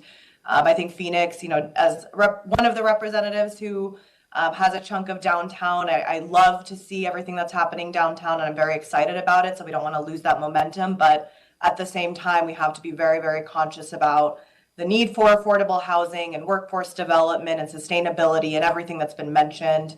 Density is a critical, at least for me, obviously critical component of the general plan of the downtown strategic vision. I think we definitely don't want to lose that. I just want to make a suggestion to staff. From my perspective, I really hope that we can do some research into potential sustainability standards that could be set. I just going through the process of reading through Phoenix's draft climate action plan. It's 200 pages long, but the number one source of emissions in Phoenix, we know at 51% is stationary buildings, followed closely at 47% transportation. So stationary buildings are buildings. So new projects, I think, if we can look into standards around green buildings, and that would include things like use of energy, water, and other resources, use of renewable energy such as solar, pollution and waste reduction measures, use of materials that are non-toxic and ethical, consideration of environment in the design, construction, etc. There's also a number of national and international organizations. One of them is called the World Green Business Council, and they already have commitments in place that we could potentially look into around net zero buildings or incorporating EV infrastructure, etc. We also heard from community members about trees and shade and the importance of achieving the city's tree and shade master plan. So I hope that staff can look into that. And then secondly, especially based on, again, our affordable housing plan for the city of Phoenix, but also the comments we heard today, huge need for affordable housing in the city. So how ambitious can we be in asking for X percentage of workforce housing or X dollars into the housing trust fund? I think from my perspective, those would be two really important priorities in addition to quality jobs. So yeah, just a lot to think about, and I appreciate all of the work that everyone has put into this. And again, thank you to everyone who called in with comments. Thank you. We'll go to Councilwoman O'Brien, followed by Councilwoman Stark. Thank you, Mayor.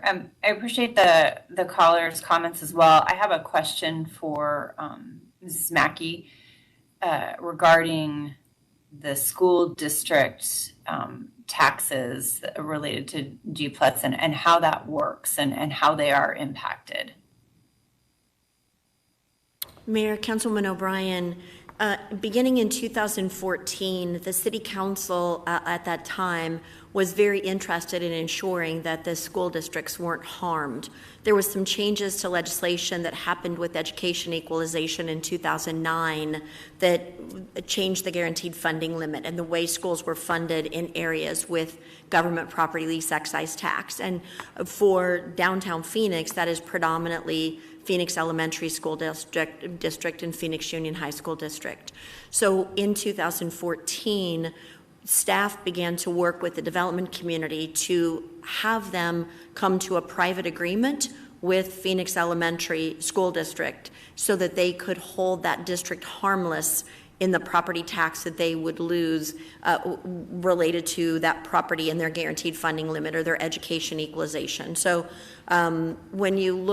if you look at the guaranteed funding limit, the way that it works is that if property taxes give them, if their budget is $1 million, Property taxes give them $750,000. Through the guaranteed funding limit, education equalization subsidizes that $250,000. In 2009, that legislation was changed to say that if you're in a district where there is a GPLET, the formula now considers the GPLET as paying its share of the full ad valorem property tax in that education equalization. So what we did to hold those schools harmless was required them to go work out a private agreement with those school districts in order to hold those school districts harmless. So that is what the council in 2014 encouraged staff to make sure that the school districts were not harmed. And so that has been in place since that time. Okay, thank you very much. Thank you, Councilwoman Stark. Thank you. I'm going to support the motion. And while I think that one of the most vital issues in Phoenix is affordable housing, I do want to remind everyone commercial is important to us as well. It brings in sales tax, which really goes to a lot of our important issues besides affordable housing in the city of Phoenix, like quality of life issues, public safety. So I don't want us not to think about how vital commercial is to us. And so hopefully as we look at some ideas that we remember that. I mean, we do rely on sales tax. Thank you. Thank you, Councilwoman Stark. Mayor? Councilman DeCiccio. Thank you, Mayor. I do like the idea of creating consistency in a policy when it deals with these GPLETs. In the past, it used to be like, hey, let's see who's got what to offer. Now, at least you can create criteria of what it is you're going to be looking for. My opposition in the past to the GPLETs has been the fact that they've been, it's inequitable and they lack uniformity. So when you look at the inequity part of it, you've never seen a small business owner get it. You never see them get it. You never see the people that take a shower after work get these types of tax breaks. You only see the large. So you'll have an individual on one side of the road who's a large player, and then you have a small business owner that's been around for 20, 30 years, and the large player pays no tax, but the small guy has to pay all the tax when it comes to that. They have to pay their full fair share. So the inequity part of that is very bothersome to me. The other one, dealing with lack of uniformity, when you create tax policy, it's important that you have a uniform tax policy for everybody. Everybody gets treated the same. That is just a fundamental basis, not only of our Constitution, but of what we would consider to be fairness. So when you start creating tax loopholes, and you start creating tax giveaways, or call them whatever you want, where individuals, one group of individuals pay tax and the other don't, because they've been the chosen ones to not have to pay the tax, then that creates a lack of uniformity, and it ends up destroying your tax code over time. So those have been the two reasons why I've been opposed to it. I don't know if there's any way that could ever be addressed in what they're doing, what staff is doing. I just don't know how you address that. But at the end of the day, the inequity part of it and then the lack of uniformity is problematic. Thank you, Mayor. Thank you, Councilman DeCiccio. Councilwoman Ansari. Thank you. I have a question for Chris. Sort of inspired by Councilman DeCiccio's comments and also a lot of the comments we heard from the public around using GPLET or a similar tool elsewhere in the city. And in addition to, downtown, obviously there's a significant portion of District 7 and many other districts that require, more investment. Can you explain, for my sake and the public's sake, the restrictions around using GPLETs in the central business corridor versus elsewhere in the city, and what you think can be done to potentially, incentivize much needed revitalization efforts in other parts of our city? Thank you. Mayor, Councilwoman Ansari, thanks for that question. So as we look at the central business district, which is part of a redevelopment area in downtown, the GPLET has been used to draw new people draw residential into downtown, to really encourage density, to preserve historic buildings, and to do these things. It does provide for an 8-year abatement in downtown of the property tax. When the building finishes that 8-year abatement, on the 9th year, it moves on to full ad valorem property tax that's divided amongst all the taxing jurisdictions. Elsewhere in the city, and that can only be done in a central business district that overlays a redevelopment area. So in the rest of the city, we have a total of 18 additional redevelopment areas. So the GPLET can be used in those redevelopment areas as well, that does provide for an excise tax in lieu of full ad valorem property tax, that really provides certainty to the community as to what the expectation on a property tax would be. So it could be used in those redevelopment areas to help with that revitalization that you're talking about, that we've heard the callers talk about in affordable housing, in workforce housing, in helping bring those items. And I've been taking copious notes, what was of interest to the callers, and then of course certainly to the council. So it could be used, and staff could work with the council offices to look at those areas. If it's an existing redevelopment area, that is a tool that we could look at using today and getting the message out as we are interested in workforce housing and affordable housing, that missing middle that we talk about. We could also look at other areas of the city where that revitalization is very much needed. You put it very well, is very much needed, and we don't have a lot of tools to encourage that revitalization. We could look at additional redevelopment areas or expanding additional redevelopment areas to be able to leverage those redevelopment tools in those areas to encourage workforce housing and affordable housing, as we call them, to create that capital stack that would encourage that development to happen along our mass transit and light rail and in other areas of council district where that revitalization is so desperately needed. Wonderful. Thank you so much. Continuing on that line of questioning, I wanted to ask if staff, including the housing department, could look at funding mixed income projects in our redevelopment areas, and would particularly like us to look at the 4% tax credit. That's a tool that's not been as useful in the city of Phoenix, but perhaps if we were able to layer with GPLET and maybe some other type of gap financing, it could be something that could help us bring more mixed income projects that include an affordable component throughout our city. And I think that's one where we really have the right team in place to think creatively about how we can make projects work throughout our city. We want people with economic, all sorts of income levels to be able to live in our downtown, but we need affordable and mixed use housing projects throughout our city as well, and that one seems very exciting to me.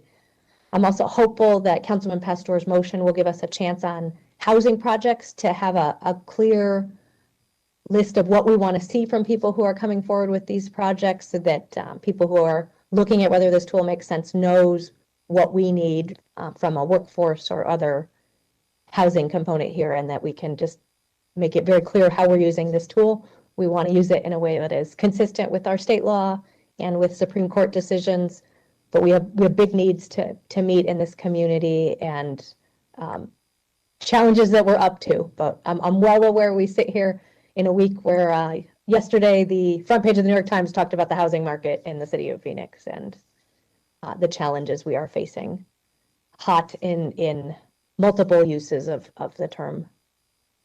I also agree with Councilman Ansari. It would be great to look at sustainability as a component of how we use this tool and look at how creatively we can improve the impact in that area as well. Vice Mayor.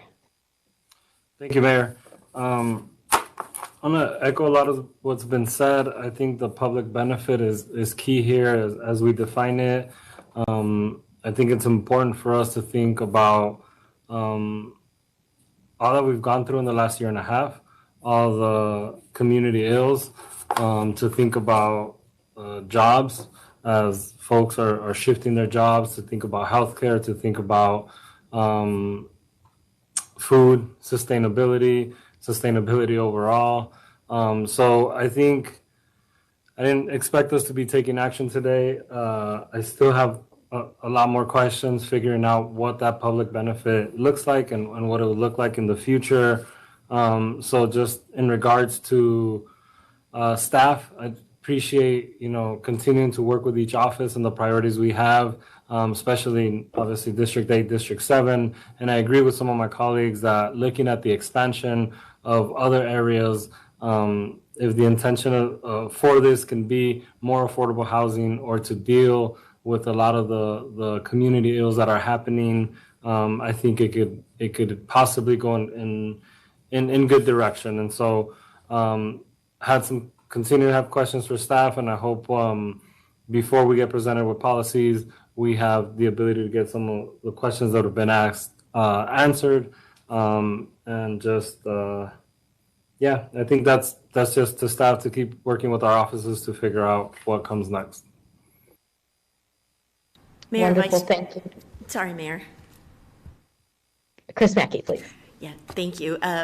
Mayor, Vice Mayor, absolutely. We will continue working with the council offices to continue to gain your input and answer questions as we work to, should the council move this motion forward long before we bring something back for the council's consideration of options. We'll certainly make sure we bring those answers back to you and get additional information from you. Sorry, Mayor.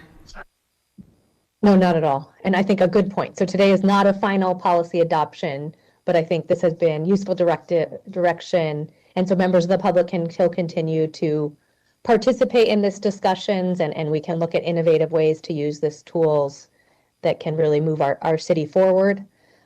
We have had some small success with smaller local developers who've been able to use this tool for some exciting projects, but I think we want to make it more open to people in our community as well, and really also look to educating people about the use of the tool in redevelopment areas outside of our downtown as well. It can't solve all problems, but I think there are some exciting ways where we might be able to use it and maybe come up with plans that are a little bit different in different parts of the city. What Target Area B needs is not the same as what North Mountain needs, but there's important and exciting investments that we can make in both of those areas. So we're a city known for being innovative. As I think one of the callers said, it would be nice if we had more additional tools, but we'll move forward with what we have. Any final comments, Councilwoman Pastor? Final a comment. Chris, when you were describing central business development, and the central business development, my understanding is that if they receive a GPLET, there's an abatement for 8 years. Can you explain what abatement means? Absolutely, Councilwoman Pastor. Mayor, Councilwoman Pastor, abatement means for 8 years or up to an 8-year period, their property tax is reset to 0. Okay.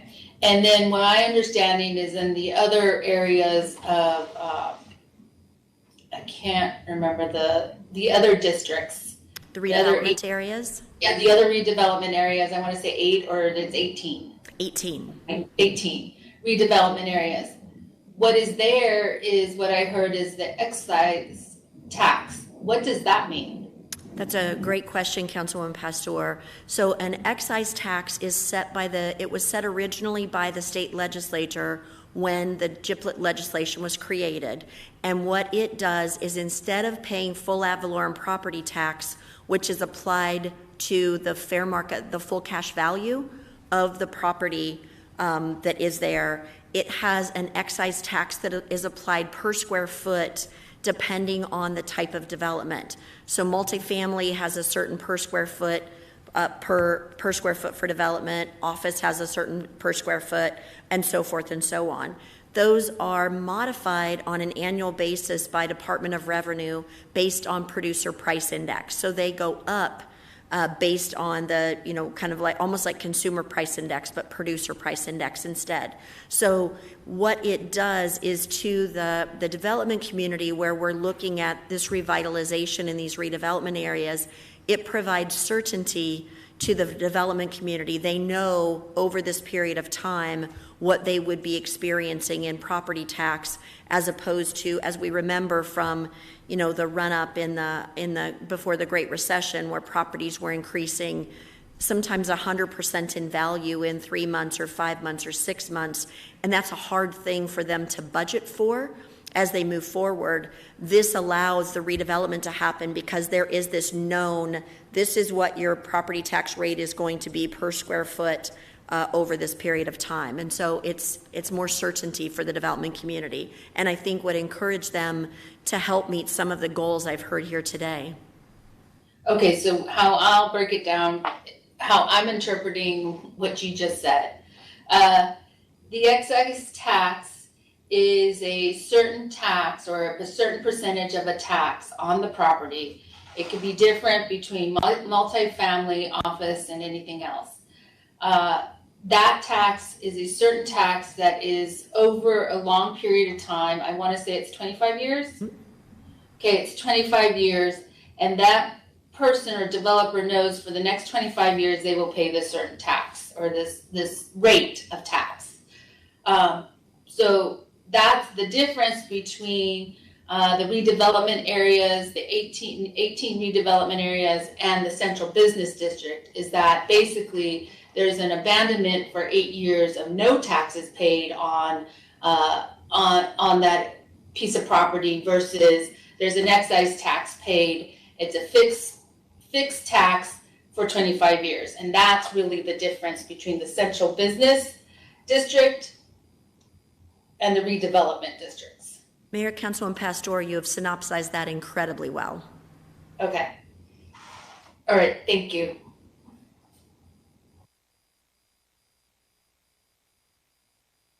Thank you. Any final questions or comments? All right, we will do then roll call on Councilwoman Pastor's motion. Councilwoman Ansari? Yes. Councilman DeCiccio? No. Councilwoman Guardado? Eric, can I explain my vote? Yes. So I was not under the understanding that we were going to take action today to start giving directive to draft policy on this. I thought today we were listening to the public on what we could be doing moving forward. But Chris, I appreciate all the work and everything that you've been doing on this. I definitely look forward to conversations that we will continue to be having in the future. This is a little bit uncertainty for me, so I'm going to be voting no. Councilwoman O'Brien? Can I explain my vote? Please do. Thank you. I also was uncertain that we were going to be moving forward with a vote today. However, I am going to vote yes because I do think it's important for us to evaluate and provide options to keep this tool as an option for the city as we move forward, but to be more discretionary in how we use it. So with that, I vote yes. Councilwoman Pastor? The reason why I made a motion was because staff needed some directive, so that's why I made a motion. This will be coming back with research about what the public purpose and public benefits could be, to do the research of what a discussion we had. And so that's why I made a motion. I mean, I have no problem in taking no action, but if we're taking action, I'm a yes. Councilwoman Stark? Yes. Councilman Waring? Mayor, just briefly explain my vote. Again, I don't think we should be in the GPLET business. I've been saying that for a long time. And again, it's nothing against any of the projects. It's just, you know, we have a lot of redevelopment areas and so forth. It seems like we're really picking winners and losers, and I really struggle with that. consistency would be a great goal. I don't know if that's necessarily achievable in this realm. And I really don't, I wouldn't have a problem studying the issue some more, but I really don't think, from my perspective, that's necessary. I don't see myself supporting the end result. It's no disrespect to Chris or anybody in the committee. We've talked about this a lot, but I do appreciate the effort, but I'm going to vote no. Vice Mayor Garcia. Mayor, may I explain my vote? Please do. I really think we need to figure this out. Because I still have pending questions that I need in order to be able to give direction, so that I know what kind of direction we can give. I will be voting no on this, but encouraging staff and all of us to work together, figure out some of those answers so that we could give direction. I would not feel comfortable if a policy comes back after not being able to give the adequate direction today because I still have pending questions, so I'm a no. Mayor Gallego. Yes. And Mayor, that motion passes 5-4. Wonderful, thank you. That concludes agenda item number 1. We move to agenda item number 2, construction jobs and compensation 8-hour rule request. And I will turn to our city attorney to provide background on the 8-hour rule request as a part of the Phoenix City Code Council rules. Thank you, Mayor. Mayor, members of the council, as you're aware, Rule 15 of the council rules requires that no one council member can request staff to spend more than 8 hours researching an item. If there's going to be more than 8 hours involved, then it has to go through the council to approve it. So this item is a request by the mayor for city council approval for city staff to spend in excess of the 8 hours of staff time as required by Rule 15 to research construction jobs and compensation in Phoenix. If it's approved by the city council, the law department and the city engineer regarding construction will lead the research effort on this item and bring back information to the council. Thank you so much. We do have 3 members of the public to address the council. Does anyone have any introductory comments? All right. Then I will ask our staff to call the members of the public. Thank you. Our first speaker is Matthew Capalbi, followed by Julio Lowe. Matthew, are you on the line? I am. Thank you. Please proceed.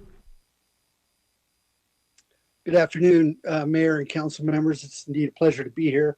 My name is Matthew Capalbi, and I am a government affairs representative for the Carpenters Union here in Arizona.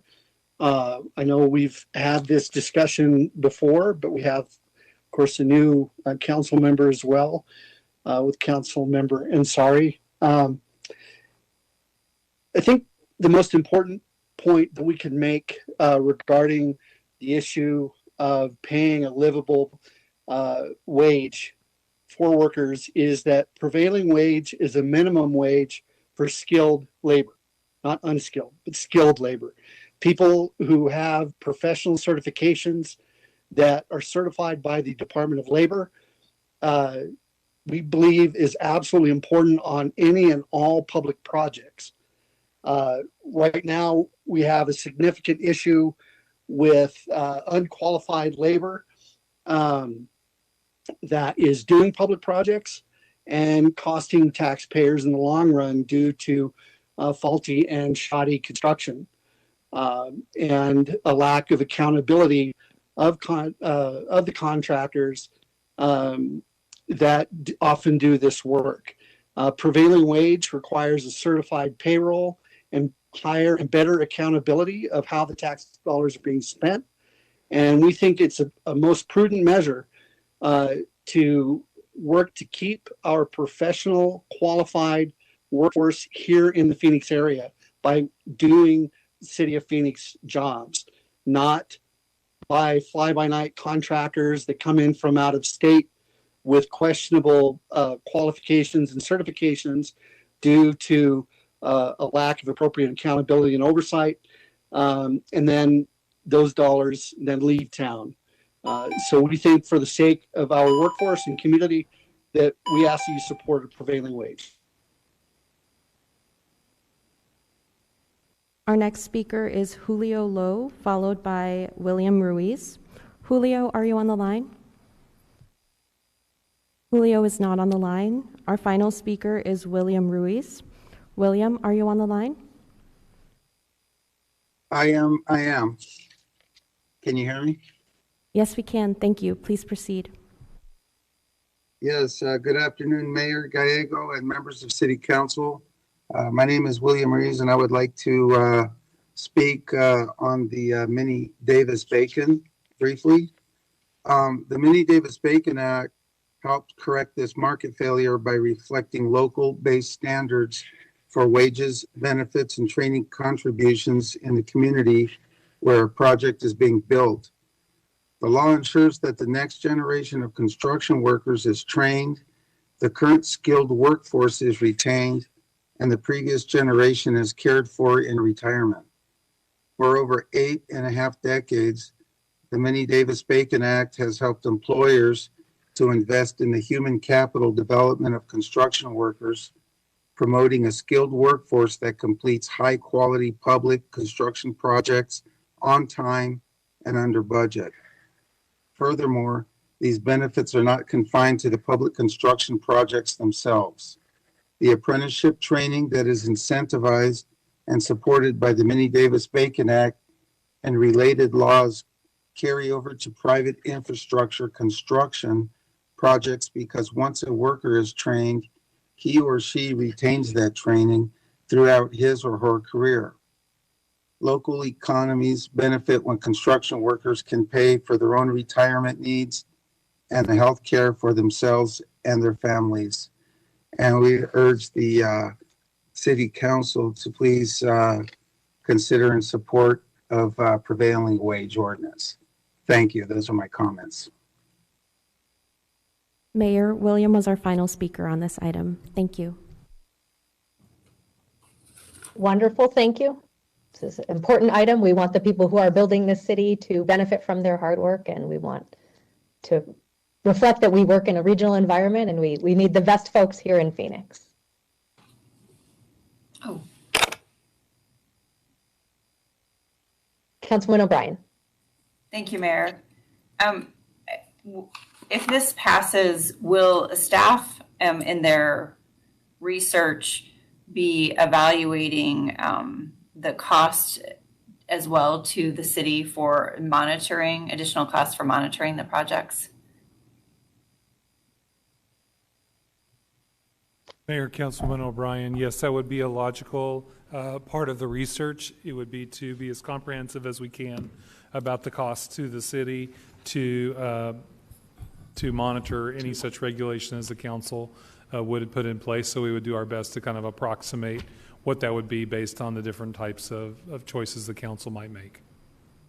Okay. In addition, there have been in materials that have been provided to me prior to today's material claims that costs on non-prevailing wage jobs are substantially more to the city due to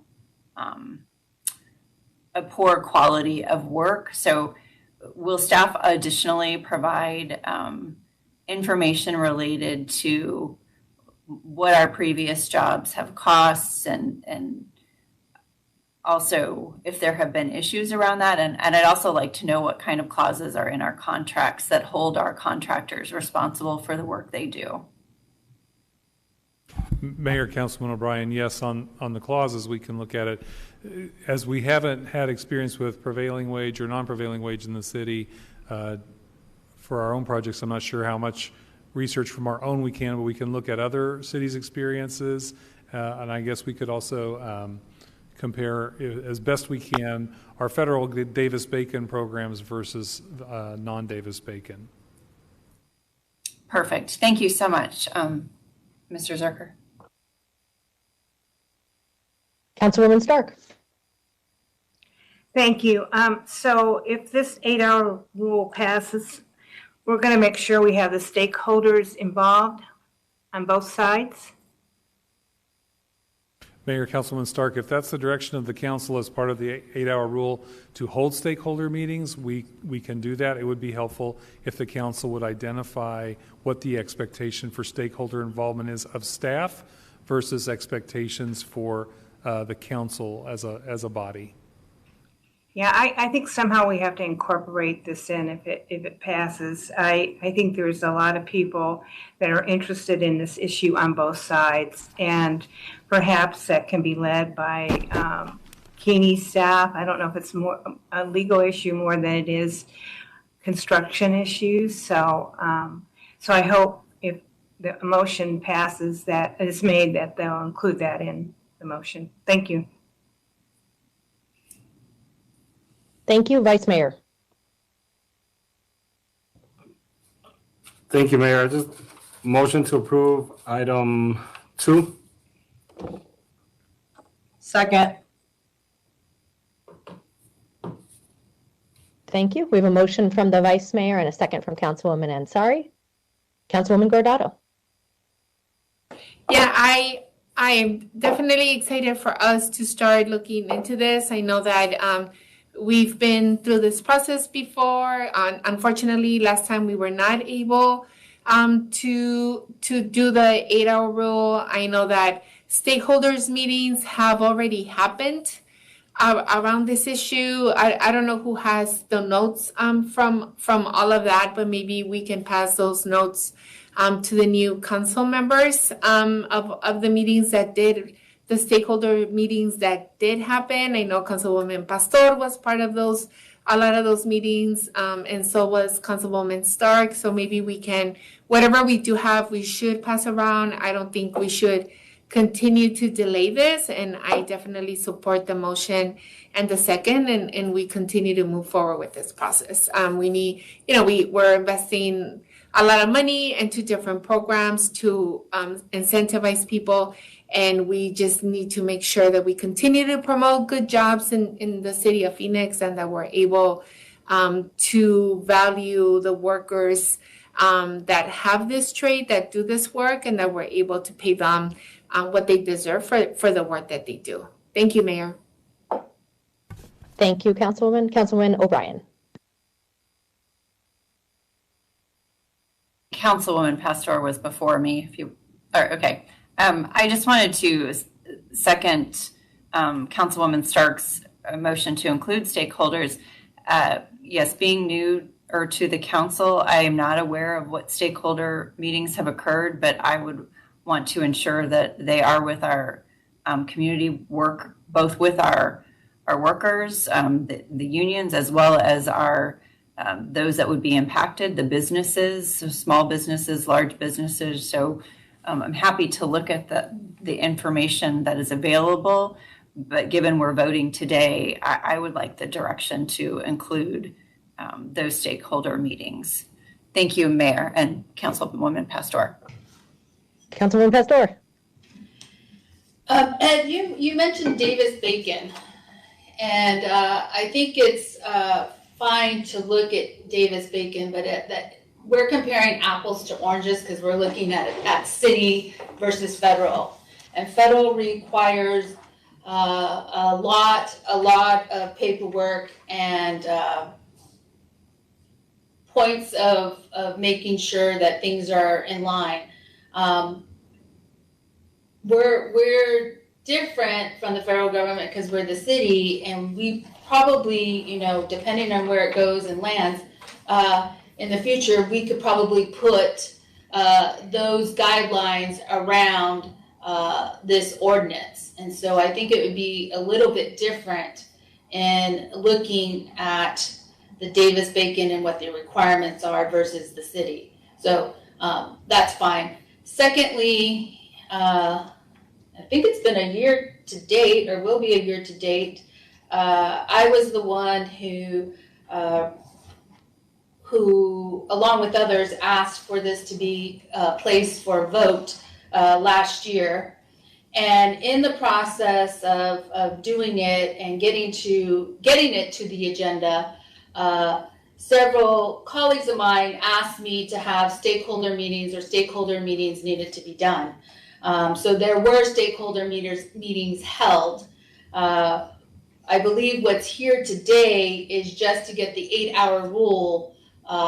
So staff did, we couldn't go any further because of the 8-hour rule. So I just want to be able to start this dialogue, start looking at the, get the 8-hour rule passed, and looking at the information that has been gathered, because there's information that has been gathered, and see where we end up on a discussion in the future. So those are my 2 cents. Thank you, and thank you to you and your councilwoman colleague, Councilman Stark, who did spend significant time on this issue. All right, roll call. Mayor, I'm sorry if I might just, I want to clarify before you vote, just so I am really clear for what staff is going to do. So I'm not 100% clear on direction on stakeholder meetings, but as I understand it, staff is going to research construction jobs and compensation in Phoenix. We will do comparisons with other cities who have regulations of this kind. We will compare as best we are able to any issues between jobs that are not covered by such rules with jobs that are. Understanding Councilwoman Pastor's point, we don't intend to compare apples to oranges, but where we might have some comparison with a Davis-Bacon, we'll do that, but we'll be clear as to making sure it's apples to apples. We will also research what we know about costs in other cities to regulate and enforce such rules.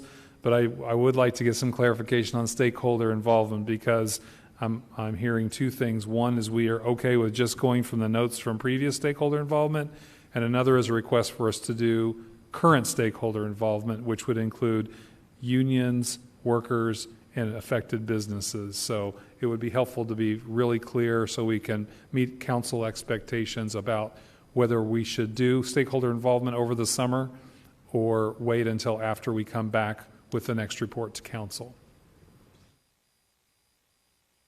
Thank you, City Manager. Vice Mayor.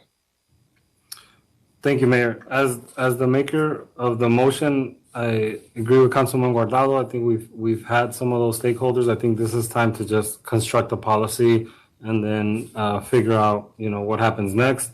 So I think we've done enough of that, and so I would say we're fine with what we have. In regards to Davis-Bacon, I think that's the best place for us to look at. I think it's already federal law, and so if we could just equate federal law to what happens here locally, I think that's the easiest way to move forward. The last thing I would say is I would appreciate it if we could, I don't know if it's going to take you more than 2 months, but I would appreciate if we could have this back when we come back after our break. Thank you.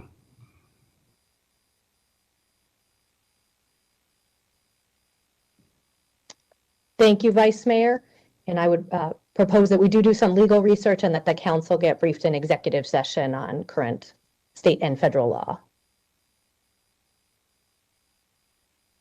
And the city has a robust process, including today's public comment. All right, Councilwoman Pastor. So can you repeat the motion, and then may I suggest we've had stakeholders meetings. Ed staff was part of the stakeholder meetings. And we heard comments today from the community. So I guess my question to you is, when will this be back in front of us to be able then to have a bigger discussion? Mayor, Councilman Pastor, assuming that question is for me,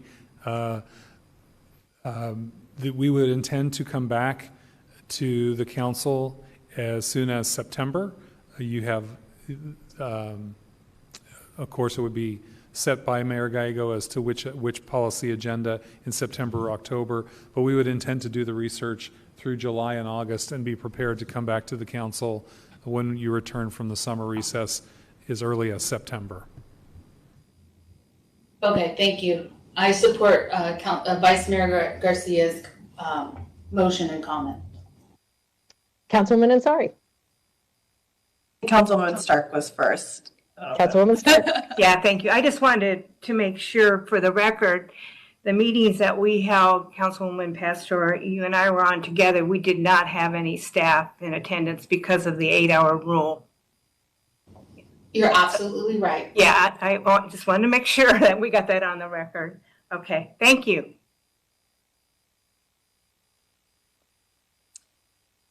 Councilwoman Ansari. Thank you. First, I just wanted to, if with regards to getting the notes from those stakeholder briefings, I'll coordinate. I would love to see the results of those, but I think I also, even though I was not here, kind of view this as the same ongoing process that started last year. I kept up with the conversations pretty closely. I think it's really important that staff looks at this, and especially as construction workers have been leaving the state to go to other states nearby who pay double the wage. So I'm excited about this. So appreciate, Ed, that you said we can get this back pretty soon after we come back, because I think it's a pretty important issue, and looking forward to hearing the results of your research. Thank you. Thank you, Councilwoman. Councilman O'Brien. Point of clarification, Councilwoman Pastor, Councilwoman Stark. So the stakeholder meetings that were held, who did they include? That's my first question, and then I have a follow-up question. I can answer that. We actually had members from the industry, like the multifamily association, the home builders. We had a couple builders that do affordable housing, and then we had the trades represented. We held the meetings on Zoom because at that time we were in the height of the pandemic.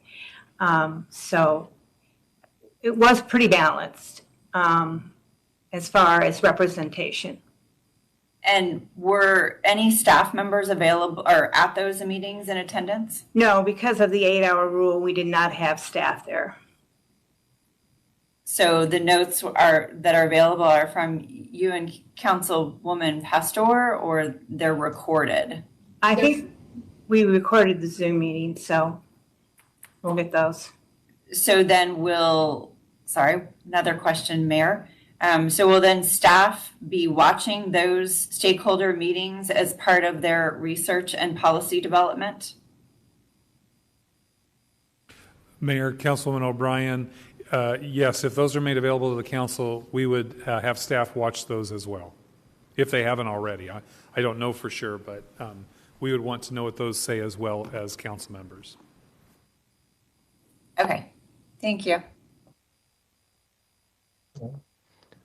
And the city has not put forward language, so that seems like to be a key stop before having stakeholder meetings, although we know that members of the public, stakeholder groups, and others know where to find council members, and we continue to get emails and phone calls and meeting requests on this topic. But to me, the language is really key to having a robust conversation. Although we've had some great value statements on many sides of this issue already, but specifics are very valuable as well.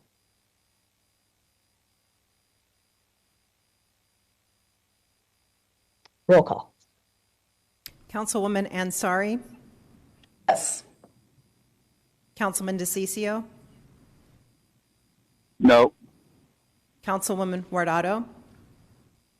Yes. Councilwoman O'Brien? No. Councilwoman Pastor? Yes. Councilwoman Stark? No.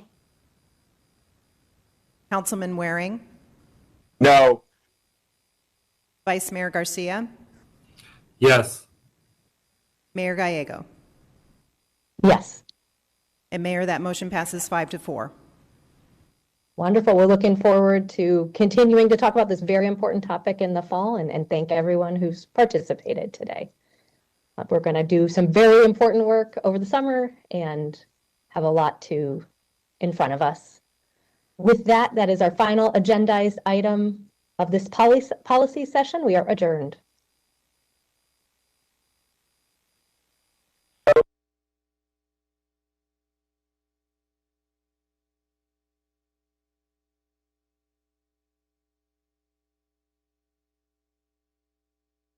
passionate about helping the community get through this, and I am grateful to them. We will next welcome our city's Human Service Director, Marshall Franklin, who has worked so hard to help the city support our residents during this difficult time, and she is joined by Executive Director Cynthia Zwick, who will also update you on the program. Good morning, and thank you, Mayor Gallego. As she mentioned, of the $51 million, the Phoenix Human Services Department received $26.1 million, and our partner, Wildfire Arizona,